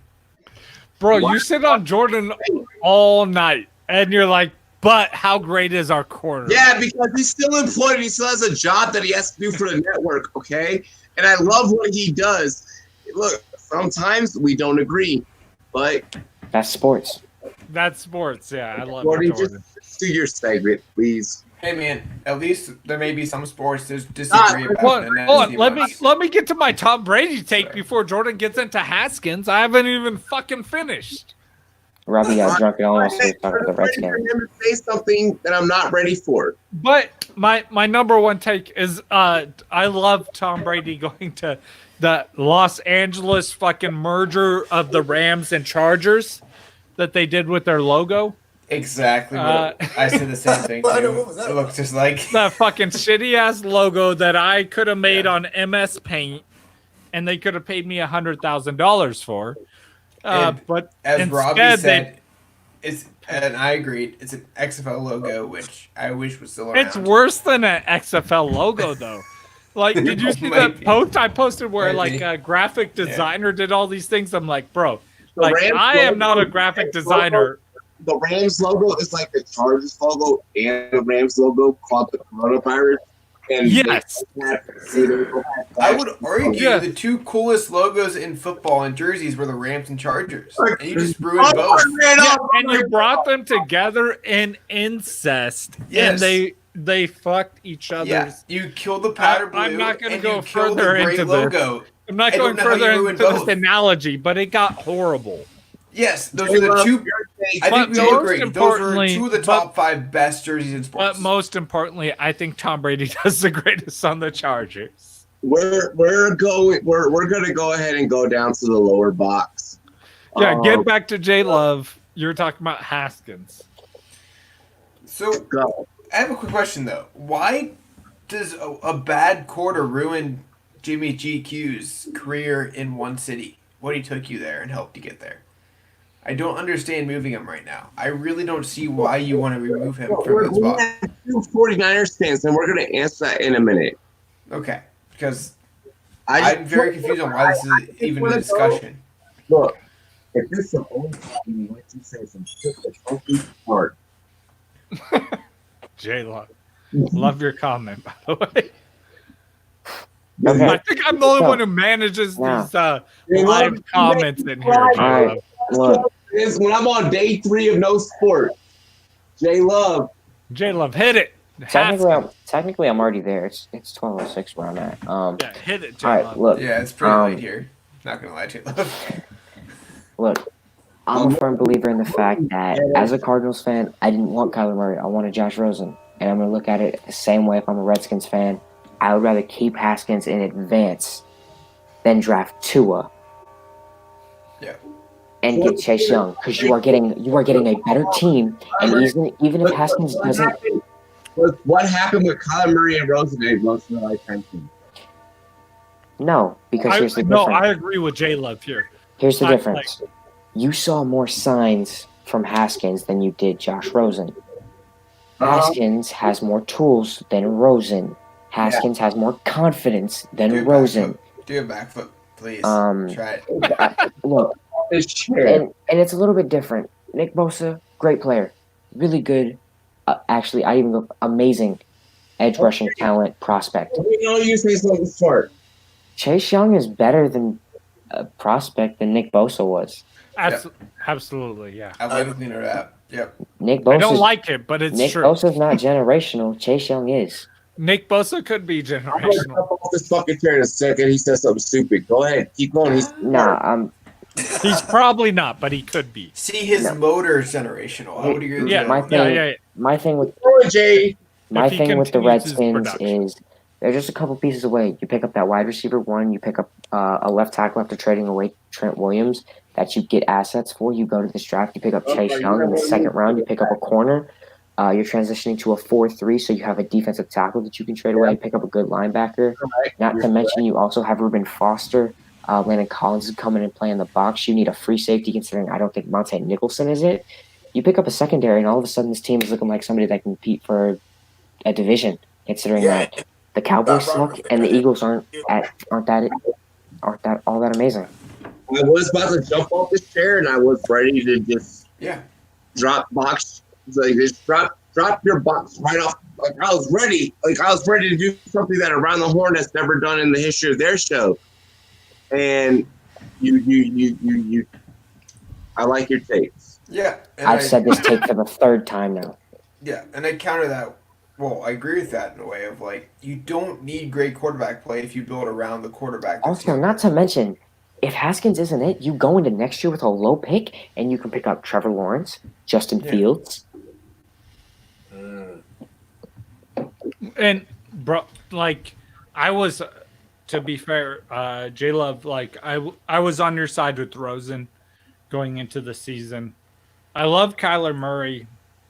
Kyler Murray is the best quarterback prospect of the 2010s. Yeah, Rosen never got his chance. He won't. Yeah, and he's not going to. It's sad. It's sad, but he's not going to get a chance this year. Does Rosen realistically deserve a chance? Yes, absolutely. Rosen. He had the worst. There's multiple teams Rosen could go to and do better than where he has been. Yeah. He had the worst offensive line in NFL history. And you have the ultimate veteran. Twice. I feel bad for him. I feel bad. Yeah, you have that veteran there that will take his spot because he's just a veteran. And then they moved him to a team that did not want to start him after the team he came to that didn't want to start him. Which isn't, again, so his rookie year, he had the worst offensive line in football history. history. That too, but and then I agree with on that one. Yeah, I don't think Rosen even deserves a chance this point. I think he does. I think there's multiple teams he would be a great starter for. Here's the thing, though. With Fitzpatrick, you know he's going in there to start for one good year. You know this. Matt Leonard 2.0. Huh? This man's hating because he's in fear that Haskins is going to end up the same. In Miami, let's say today they don't draft a quarterback. Fucking Rosen is a better quarterback than the quarterback they have there because the quarterback they have there has never gone to a playoff game and won. Ever impressed you on film? In the NFL? In period in life. Well, in college he has multiple times. In the NFL, he has not, but he's played for horrible teams. Wait, no. In the NFL, he showed signs. No, he did show small signs. They were glimpses. Yeah, small. Like I'm not gonna preach him. And I'm not gonna say Rosen is an amazing quarterback. Even to go a step further, this year I saw something I did like. He showed great connections with both Devontae Parker and Preston Williams. Well, I know Parker had a great year, and every quarterback would love to have a Devontae Parker, and I was on that hype train going into this year because he's a 6'3" receiver who's a big body, has speed, great player. And Preston Williams kind of fits into that mold as well. But he just showed good connection. Well, we have fantasy analysts. Let's talk about Devontae Parker for a second. Bogard, come on, get in there. Yeah, Bogard. Hop in the pit, bro. You're a round shark, just so you know. I'm pretty like, you know, when I say me as an analyst, I like to throw the air quotes whenever I talk about me being an analyst, right? But, no, you are. Yeah. But hear me out. So I love intangibles, right? That like I'm the crazy motherfucker that will be like, you know what I mean? Oh, he's going back to his hometown or some shit like that, and I'll start that guy. I'm that type of motherfucker, right? So in this case, the intangible guy that I can think of the most is the Magic Man himself. And if he's there, I'm all about Parker. I'm pretty cut and dry like that. You know what I mean? I got you. But how you feel about Rosen, though? Oh, Rosen. Oh, my man, Jewish Josh. Man, you know, Robbie, I'll your tell you reaction this, time is so late. How you think he's a QB? What do you think he could be a starting QB? See, I call him Hot Tub Time Machine because of his college dorm room. But well, I mean, It's kinda corny. Josh Rosen, I think at he most, kind of is actually. I mean, he's fun for daily fantasy for me. That's how I view Josh Rosen.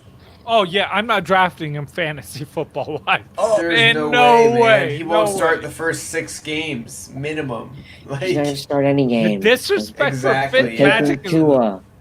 Joseph. No, I love Fitzmagic for the first 4 weeks of any NFL No, I season. love Fitzmagic I whenever he agree. doesn't have I expectation. agree. a nice little. I'm with that, Justin. I'm with that. Cheers to that one. Yo, Bro, I would cheers you, but I'm out of beer. we just They're hit the all 3-hour empty. mark. We are out. Yes, we are out of They supplies. got no one's going right now, or else we'd all be fucked. But We just No. hit the 3-hour mark.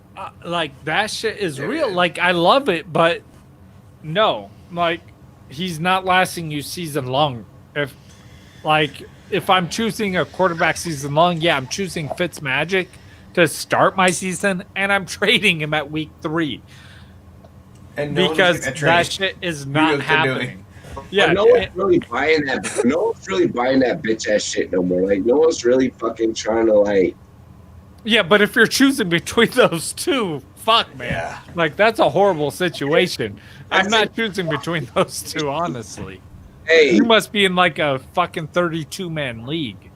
dude, I can't. So I'm literally having a segment this year where instead of why the rum is always gone, like people couldn't catch on to the why the rum is always gone segment. So I'm gonna have a this person fucked me segment, and we're gonna talk about every week of every player that screwed you over. Oh yeah, I got a long list. Got a long list. Bro, I got a long list and I still draft some of those players. Yeah.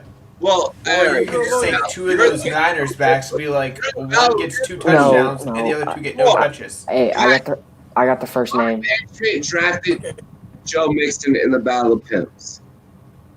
Yeah, that was my first pick. No, hey, I got a great name for this list, Robbie. Going back to well.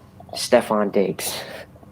Oh, that's a good one. Stephon Diggs is going to be a top 39 receiver this year. Whoa.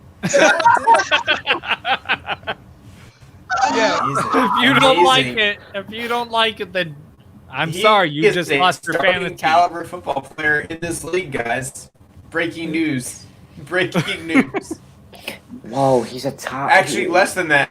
A top Because what? you A have, top like, what, 84. J Love? A top Okay, he's a- what? Oh my god, he's a wide receiver 4. Like, come on, really? Yes. He is Yeah. technically. Yes, he is. That's why he's on the list, because people are going to be drafting him in the 3rd round. Yes. Fourth Thank round. you, J Love. Thank Fourth you. round. So you agree with I me, got- J Love? What? Yes, I do. What? Fifth round. I'm J-Lo. not taking Diggs until he falls to like round 7. Check that dude's Capri Sun because it's got alcohol in it. Ah! You can't be agreeing with me. Come on, J Love. I mean, J Love prefers Honey to Light. Let's be real. Please Caleb don't give me was money. really the guinea pig for the whole internship program. Like we need I love you, J Love. Yo, J-Love, like listen, little secret inside of Rumboyz, we need J-Love to make good grades because he's the guinea pig for the Rider program. Like if he J Love, our rookie pick. yeah, he's our rookie pick. Like if J-Love is successful, oh fuck. I got straight A's. Yeah, but it's a matter J-Love, of if college I is can your tell you, I life, never had so- straight A's since middle school. J-Love. It's a matter I've of if never your had that in my college life, is gonna so- let me, if your college is gonna let me certify and write off as a credited source. I was in advanced math and took an analytics class that had straight A's in. That's it, though. Listen, BDG is already doing this. We are able to give J-Love credits for writing for the Rumboyz. He Plus, bounced. He gone. He's like, fuck that shit. He is gone. He's like, BDGE, fuck that shit, I'm out. Oh, Justin. No, I love them. I love them. They're on our show. They were on our show. Yeah, they're on our show. Oh, I like what you did. Oh, you're smart. They're on our show. God, Yeah, we're working on it. We got some other shit going on too. But I know what you're talking about, bro. Like they're talking about getting I can't believe you did that. Like getting some credits. Yeah. Like that's what it should be about. Like you could get college credits for coming, like, because bro, if you're doing fantasy like analytics, like you should be getting some fucking math credits. I'm not gonna lie. Bro, Yeah. I'm not even I got bro. numbers on here fucking on my computer. I spend hours on this shit. Hey, go back. I challenge everyone to go back and look at what J Love did last year. No, I love J Love's takes, bro. Bro. Oh, there he is. That's why I'm like. That's why I was like, J Lo. Like, what do you All think? right, now I got to stop being so complimentary. He's your guy's back. secret He's weapon. back. Yeah. I can be mean again because he can we defend should be mean himself. to our little brother. He's our little brother. But Justin, you know just what I mean. Like he's our rookie draft analyst. You know, like this. No, I love J Love has great insight, and like he looks more into like these unknown prospects than even I do, which is why I love his takes, because there's times he talks about players where I'm like, who? I'm ready for And after the show, I'm like, let me Google this shit, bro. I'm ready for and like non key players from a fantasy perspective, like earlier. J Love was talking about some. I missed it. Rumboyz OG. Hey, Rumboyz OG is in the live stream. Holy fuck. That is ceremonious. That is huge. That is. But I love how J Love breaks down some of these non-skill players, like offensive and defensive linemen. And on defense, I know, like, I'm huge on defense because, like, growing up, I always played defense when I played football. So I pay a lot into that, but I take more from what J Love says on the offense side of the non-skill players than I do anywhere else, because I don't have a lot of perspective on that. So I appreciate his takes. So, Jimmo the Icon is sending J Love his racing llama. Whatever that means. Bro! I've been trying to get this racing llama for months. J-Love, Well, it's happening, since we J-Love. had that episode, Good for you. I've been trying to hit people up to spam Jimmo to give me his fucking racing llama. Dude, I want his racing llama. I want the llama. Bro, I have an emu. I want his racing llama. Dude, all right. Hey, so J-Love, Bogart. how do you feel right now? Hold on, J-Love, how do you feel right now? I don't even know his. I gotta hear this. J-Love, can I get it? Can I buy the llama? Where is Jimmo? And where is this racing llama? He's His in name is Sportscaster. He's in Jimmo- Sportscaster. Oh, I'm not in there on Sportscaster. Fuck Jimmo. Fuck Jimmo. He's Hey, legit. His name is Bogart. Roger, apparently. Bogart, just so you know. The racing llama's name is Roger. Hey guys, we gotta Is make it? Bogart. We gotta make Bogart do the challenge. He's now part of the Rumboyz Fantasy Network. Bogart, do you have a glass? Yeah. I have a can. I have a little right. bit left in the beer. Bogart, Liquor. Bogart, repeat after me. Cheers to me. Oh, grab your can. Cheers to me. Cheers. Cheers to Oh. you. Go ahead, Robin. No, we're trying to get him to say it where he has to say the oath. You gotta follow. Cheers to me. Yeah. Cheers to you. Yep. Cheers to you. Yep. Cheers. No, you have to repeat it. Repeat it. Oh. Yep. So let's start over from the beginning. Yep. Okay. Cheers to me. Cheers to me. Cheers to you. Cheers to you. All the rum boys and girls, what it do? And the GMM crew. Yep. Jim. Dilly dilly. Dilly dilly. Dilly dilly. J Love looked Drank the bored ton over of there. beer left. You know what I'm saying? I was like, man, I'm so sober. There's a coronavirus break out. He can't touch no pussy. He can. He can. You just got to put some fucking sanitizer on that shit, J Love. Here, Capri Sun, give me money. You know what I'm saying? Okay. No. Don't do that. Somebody Don't do makes that. a mixtape Caleb, don't of do that. Capri Sun, give me money. I would die laughing. Bro. Capri Sun Please, sponsored J Love. somebody do it. Oh my Somebody do god. this. I am not stopping until I get Capri Sun to sponsor J Love. No. I need a legit like trap mixtape of Capri Sun, give me money. I don't even care as long as they sponsor J Love. No, Jake is right. Jake is so right. Please do this. Look at that. Look at that. J Love, why is that not you? You could be a poster boy for Say it again. Say it again. Give me money. Capri Sun. Or just See what I name mean, yourself Caleb? That Capri could Sun, be give me you. money in the next streamer chat. Bro, I wish my daughter stopped drinking that shit. I wish she did because I love them.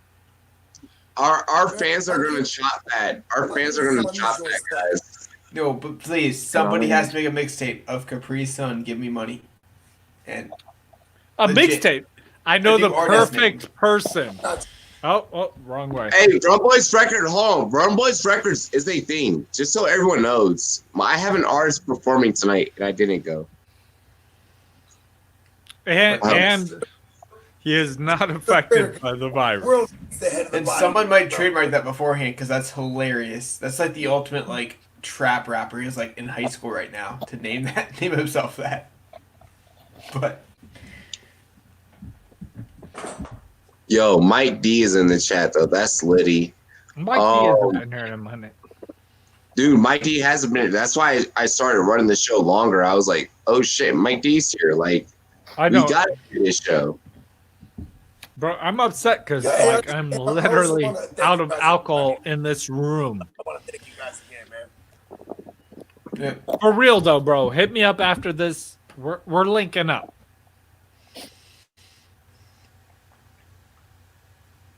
Facts. You know what else is scary right now? Guys, we're still What's live, that? by the way. I'm waiting for you guys to kill the stream. Clean those things. Huh? Your guys is chilling, and we're still live. Being real. Yep. I'm still live. What else am I supposed to do, Jake? Jake. All right. So I want to ask everyone, like, what are you guys planning? What are your plans right now with nothing?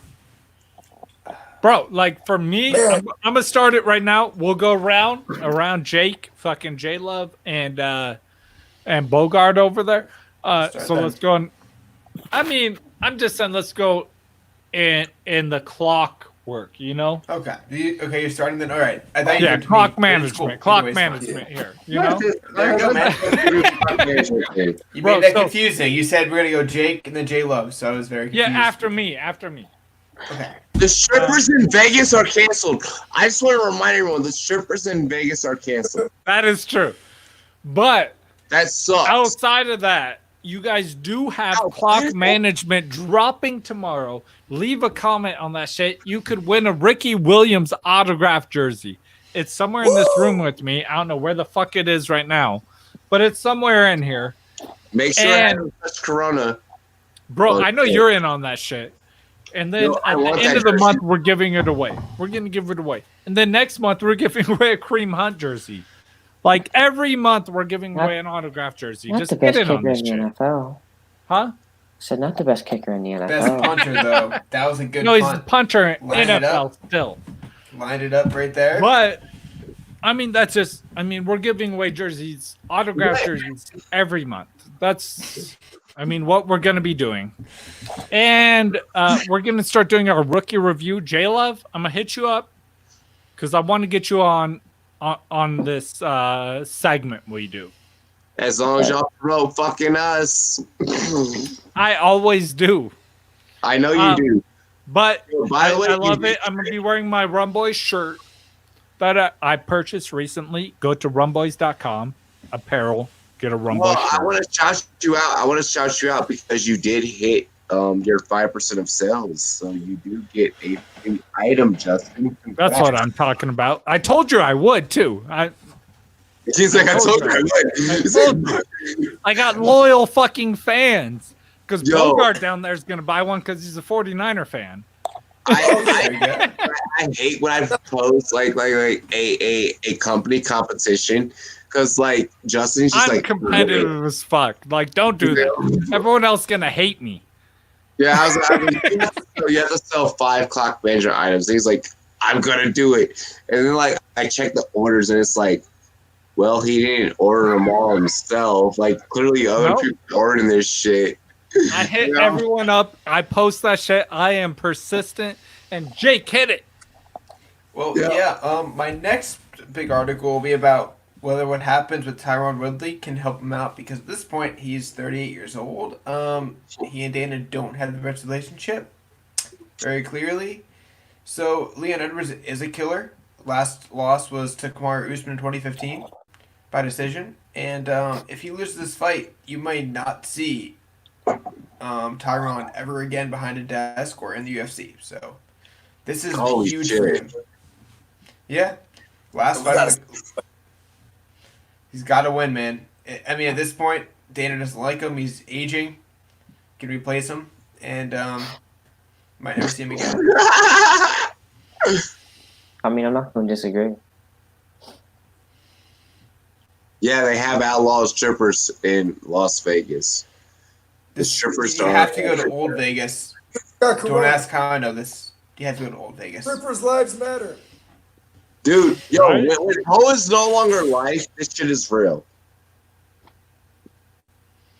That's real.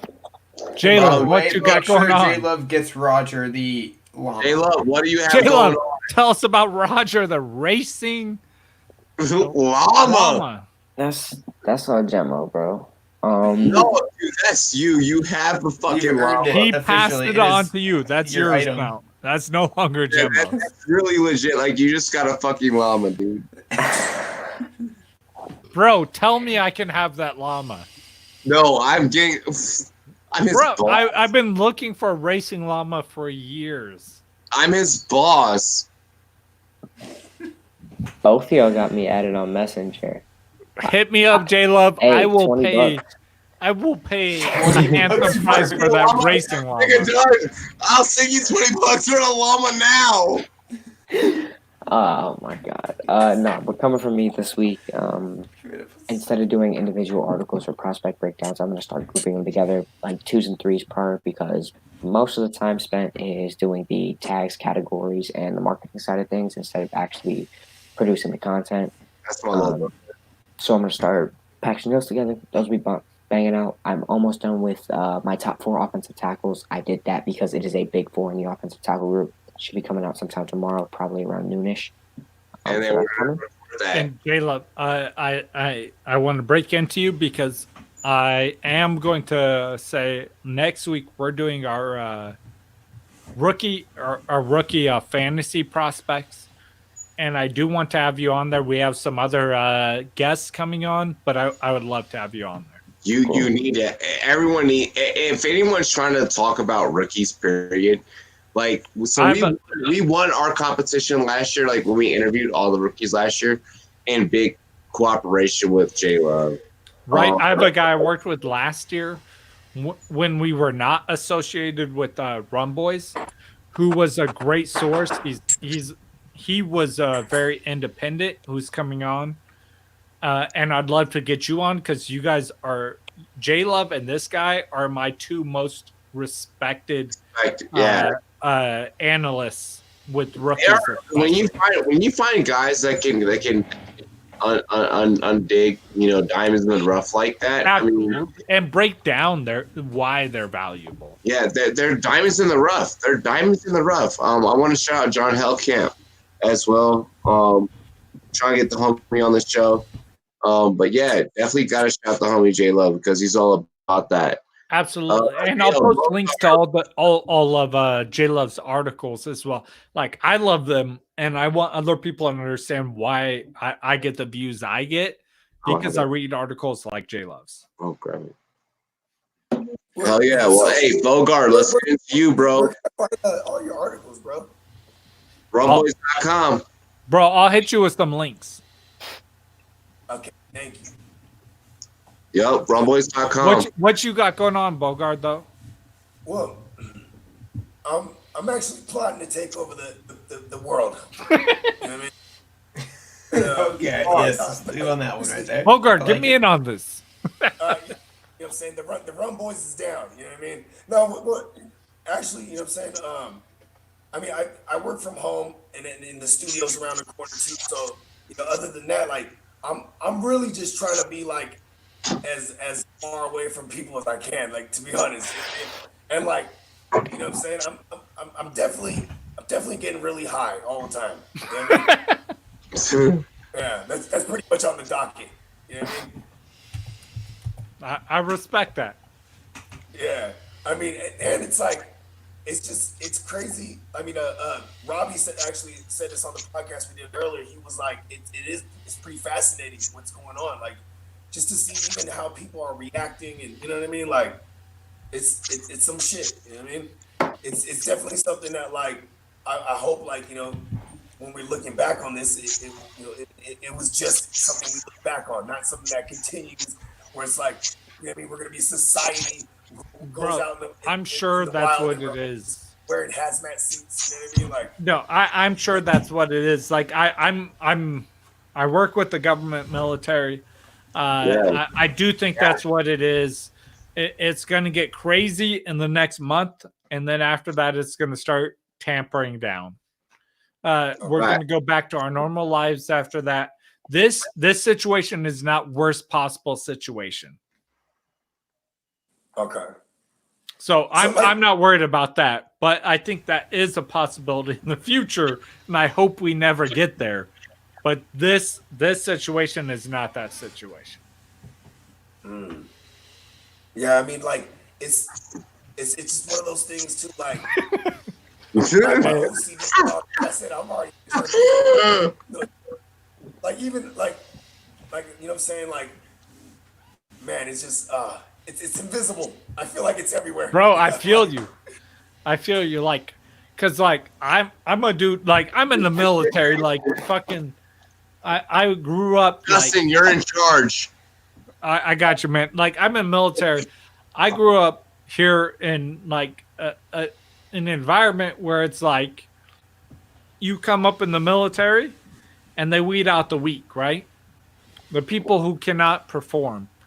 And then my whole life has been that way since I got in the military. I've gone into every organization I could that weeds out the weak. Like, let's get rid of these people who suck.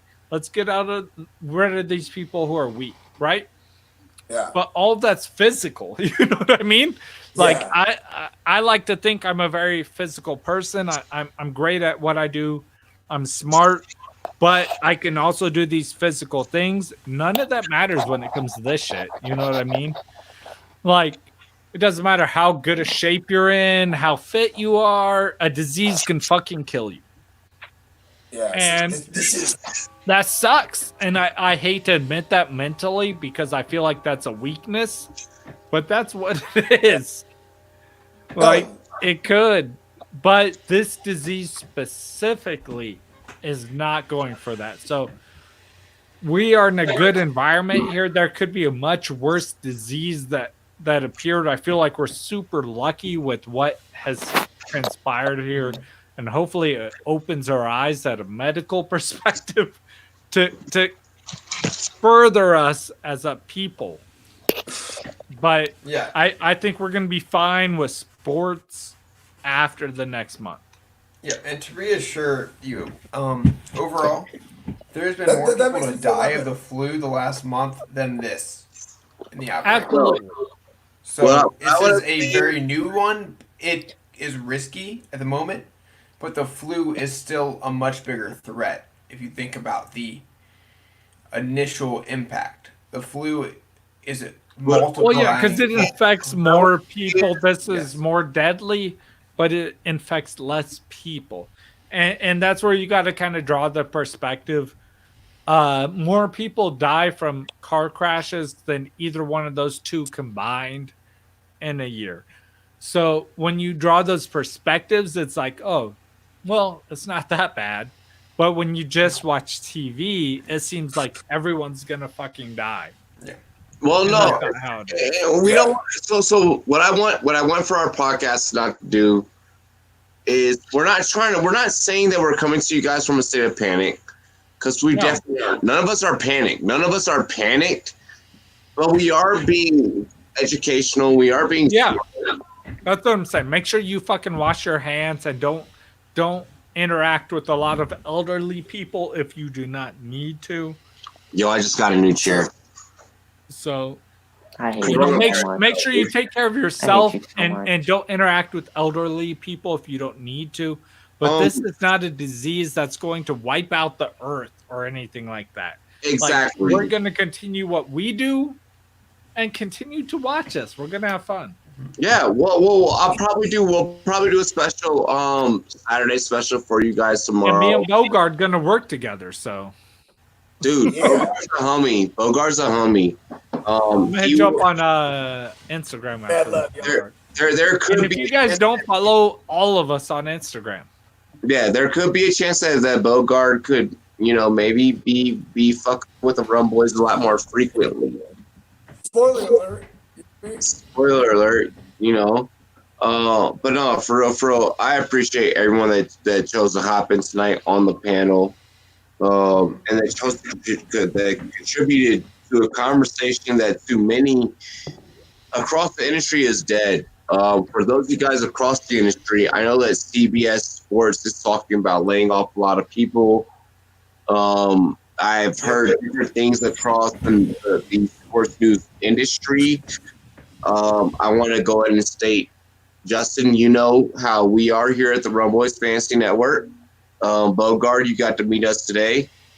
J-Love, Jake, you know how we are. Our doors are always open to anyone and everyone within the industry. If you guys are looking for, advertising, promotion, no, I am not looking to charge anyone for anything. I'm not charging anyone for features, or I'm not doing nothing fucking stupid. I know that all of our industries are affected. All of our podcasts are affected right now. I know that a lot of us survive off of, crowdfunding and, stupid, shit, sponsor. I mean, not stupid, but, sponsors, our sponsors take care of us, so on and so forth. I want to make sure that our platform is a safe place and a place that people can feel like they can work with feature to keep their shows running. We can all work together. We're all one big family, and we're here to pioneer throughout the sports industry. I released my official statement on Twitter, Instagram, Facebook, everything in that nature.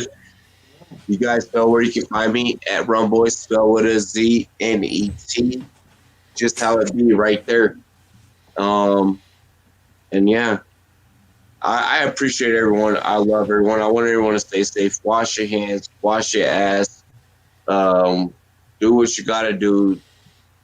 Take care of yourself. Self-quarantine. I know it's St. Patty's Day weekend. Happy St. Patty's Day weekend, everyone, by the way. And just, if you don't have to be in crowds, don't do it.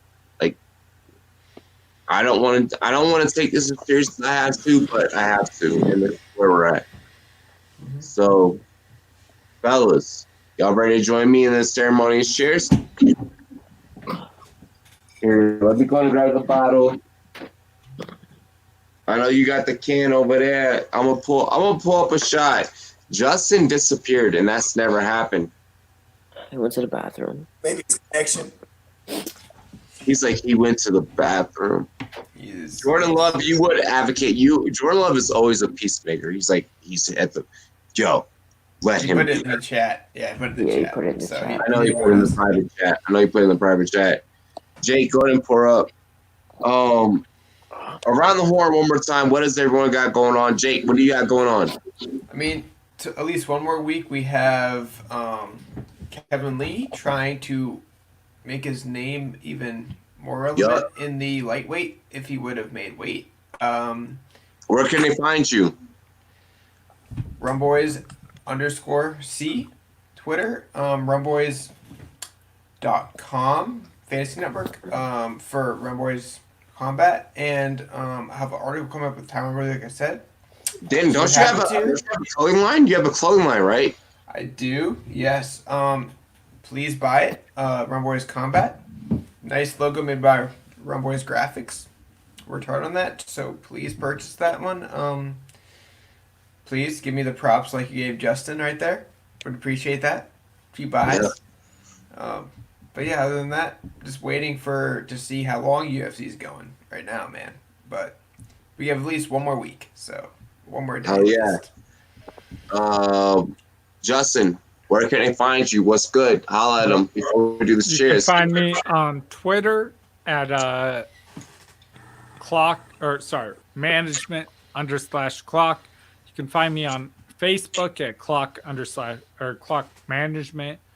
Find me on IG at clock management. You can find me on TikTok at clock management. Shout out J Love. I know you're big on TikTok. He loves TikTok. He's on there all the time. Yeah. We got our clothing line also on rumboyz.com because that's part of our family. So make sure you go on there, buy a clock management shirt, also buy a Rumboyz shirt, and do me a huge favor because I love this and I'm buying one myself after tonight. And buy yourself a Rumboyz combat shirt. I'm going to tonight. So if you don't, I'm disappointed in you. And now I'm going to have to buy two. So if you buy one, I'm going to buy one. But if you don't buy one, now I got to buy two. So please just buy one at least. And I'm still going to sell more than you, Jake, even after this. Yo, him and... I didn't call the competition. I just said magic, out of everyone. No one is excluded from this. Yo, no one. There you go, man. Me as a boss, I'd take that as long as we're selling, right? You're done. I'm going to sell your shirts, Jake, and then I'm going to sell my shirts, and I'm still selling more shirts. We're changing here, man. Let's go. And I love you. And I love you. And then I'm going to say we're going to be doing our breakdown of the draft. That's our next breakdown. We did our bus. We did our sleepers. That comes out tomorrow. J-Love, you spoiled some of those. I hate you. But next we're doing our draft picks and where they go. So J-Love, I'm going to invite you to be there because I love you. No, similar are what we want, what we expect for those draft picks. Bogart, no. So J-Love next. J-Love next. J-Love already went. Okay. Bogart. Talk to me about him. Yeah, I mean, you can follow me at the GMM Network on IG. You can follow me at Bogart Scott Free World.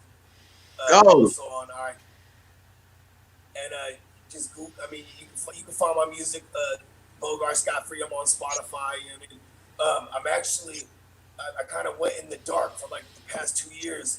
And as far as like dropping an actual album, I was still putting out like singles and shit. But now I just dropped a project with my boy Herb. The shout with my boy Herb the Block. You know what I'm saying? He's from Virginia. We did a joint project that December, and my album's coming out in I want to say the next 4 or 5 weeks. I mean, and maybe even sooner because now I get a little more time with considering, you know what I mean, the climate of circumstances with this Corona shit. You know what I mean?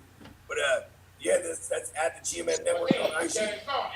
Oh, hit my Bears drum on accident. We got it. Yep. All good. Well, shit. Hey, I want to say though, y'all. Thanks again for having me. You know what I'm saying? This ain't the spoiler, but it ain't the first time. Glad to join, man. We're glad to join. Everyone out there watching, make sure you check out GMM Network on Instagram.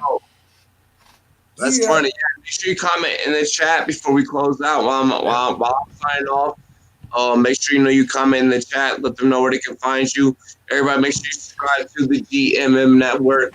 Follow them on Instagram and everything else. Twitter, whatever they at. That's where you gotta show love. I don't know.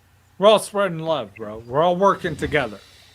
Fuck yes, bro. Hey, Justin, when you see their content, when you see what Bogart doing, bro, I'm on it.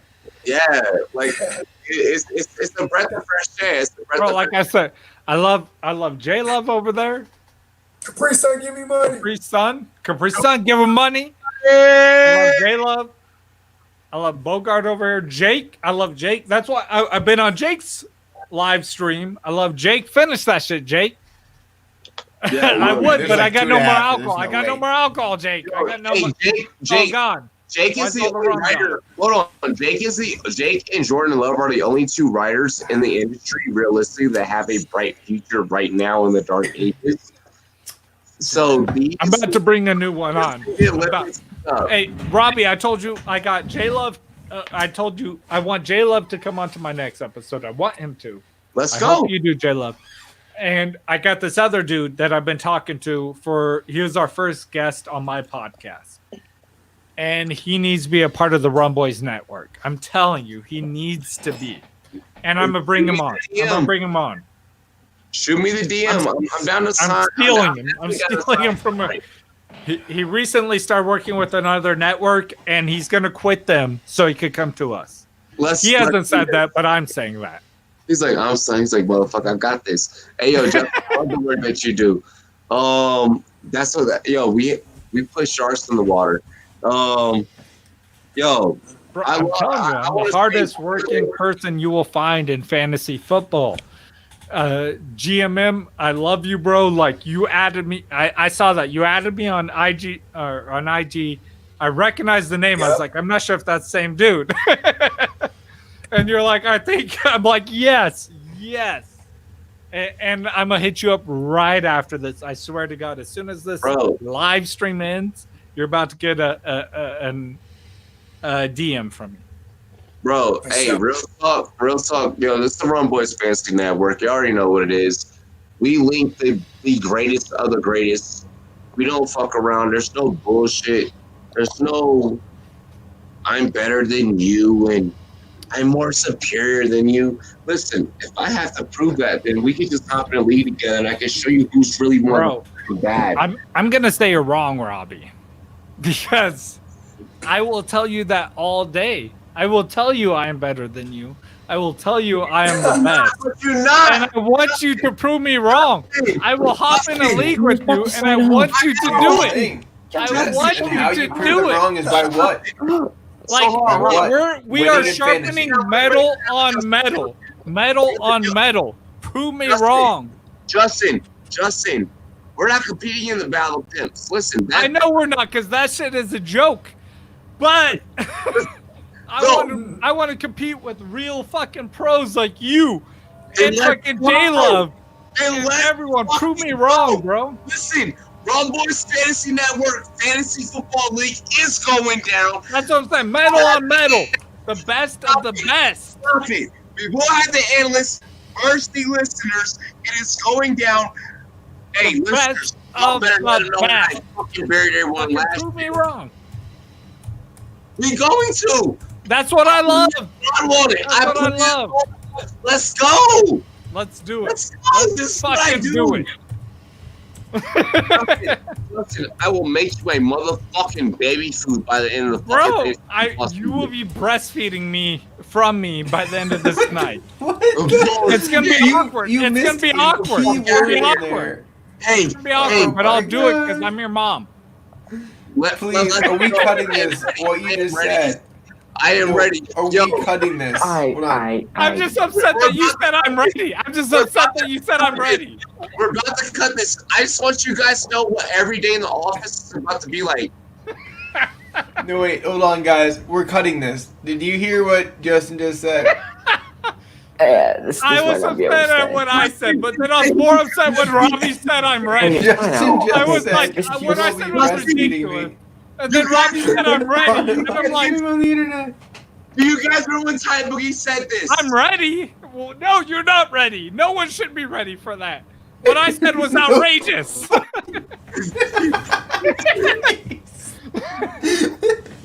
We're cutting that one, man. That's 100% being cut against you. It's so good. I love it. No. I'm sorry, I went too far. I'm sorry, I went too far. I want to say this. We're also the two biggest rising fan. I am face palming. Stats prove it. Stats prove it. We're the two highest budding fantasy football podcasts at the moment right now. No, but We I love deserve it. to have this moment. We deserve to have this right now. Justin, I'm going to eat you alive. You do know that, right? I do not know that. I love our competitive nature. I love J-Love. I love everything about this. I do not love the fact that you think you're better than me in any way, because that's not true. You're great at your play-by-play. You're great at your play-by-play, but I am the champion when it comes to fantasy football. And that's what I do. That's all I do. That is the only thing I do, and I am the best at it. Justin, you realize we have to work together for the next fucking however long the CBA agrees to, right? No. We have way longer than that. You realize? All right. So how do you feel? How do you feel as colleagues at this point? Because you know that I'm never gonna let up on you, right? Absolutely. You're not gonna let him stop with what he said. That's What? not gonna slide. Justin. Yeah. I'm here. GMM, are you with the Rumboyz crew, right? You're with us now, right? Bro, Right, this So is my San Francisco connection right here.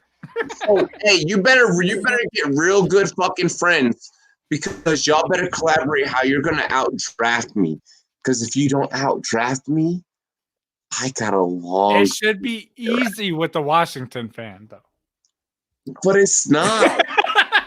Not. Bro, I'm doing this whole podcast and talking shit. Yo, we were on our way to signing off, and you just fucked this all I up. know. I derailed this whole shit, bro. Let's sign it off. Sign it off. Over. Just. You made the Cheers quote, to you you. made the quote of the year, actually. And Thank it was you. absolutely Thank you, perfect. We do not need to get to 4 hours. We don't Cheers need to it. you, Robbie. No, Yes, no, we're ending it here. no. After that quote that Justin Guys, just pulled off, we're ending it there. Here's how we're gonna close it. It's All right, I'm not moving this from the camera. We're waiting till we. Listen, this is a very hard time in everyone's life. We're gonna keep bringing everyone content. Justin has a show dropping tomorrow morning. We're gonna make sure that we promote it. We're gonna push it hard as fuck. We're gonna make sure that the fucking sports industry does not die, not on the Rumboyz watch, not under this fucking family's watch. GMM, I just featured with Bogart. We're gonna make sure that we push that hard. We're gonna make sure we market that just as hard. Jordan Love. I'm hitting you up. I'm promoting the shit out of GMM. Huh? I'm hitting up GMM after this and promoting the shit out of him. Yup, there we go. Man, Jordan Love has rookie breakdowns coming out. We're gonna make sure that we all together as a force, we're gonna make sure the sports industry thrives. We're promoting that. We have UFC drama tomorrow. We will be calling play-by-play as long as it happens, up until the minute we'll be following the story as closely and intimately as possible. So sports fans, do not fear. The Rumboyz fans is here. Ric Flair. Let's get a woo from everyone. Woo! Let's go. Hey, cheers to me. Cheers to you. All the Rumboyz girls wouldn't do. Follow all the Rumboyz Fans Network crew. You can follow me at RumboyzNet. Let's go. Cheers to me. Cheers to you. Dilly dilly. Let's get it. Hey man, I love y'all. We love you too. Hey. Hit the sirens. Hit that joint. Hit the bell. Hey, it's funny. The goddamn speaker died. Fuck.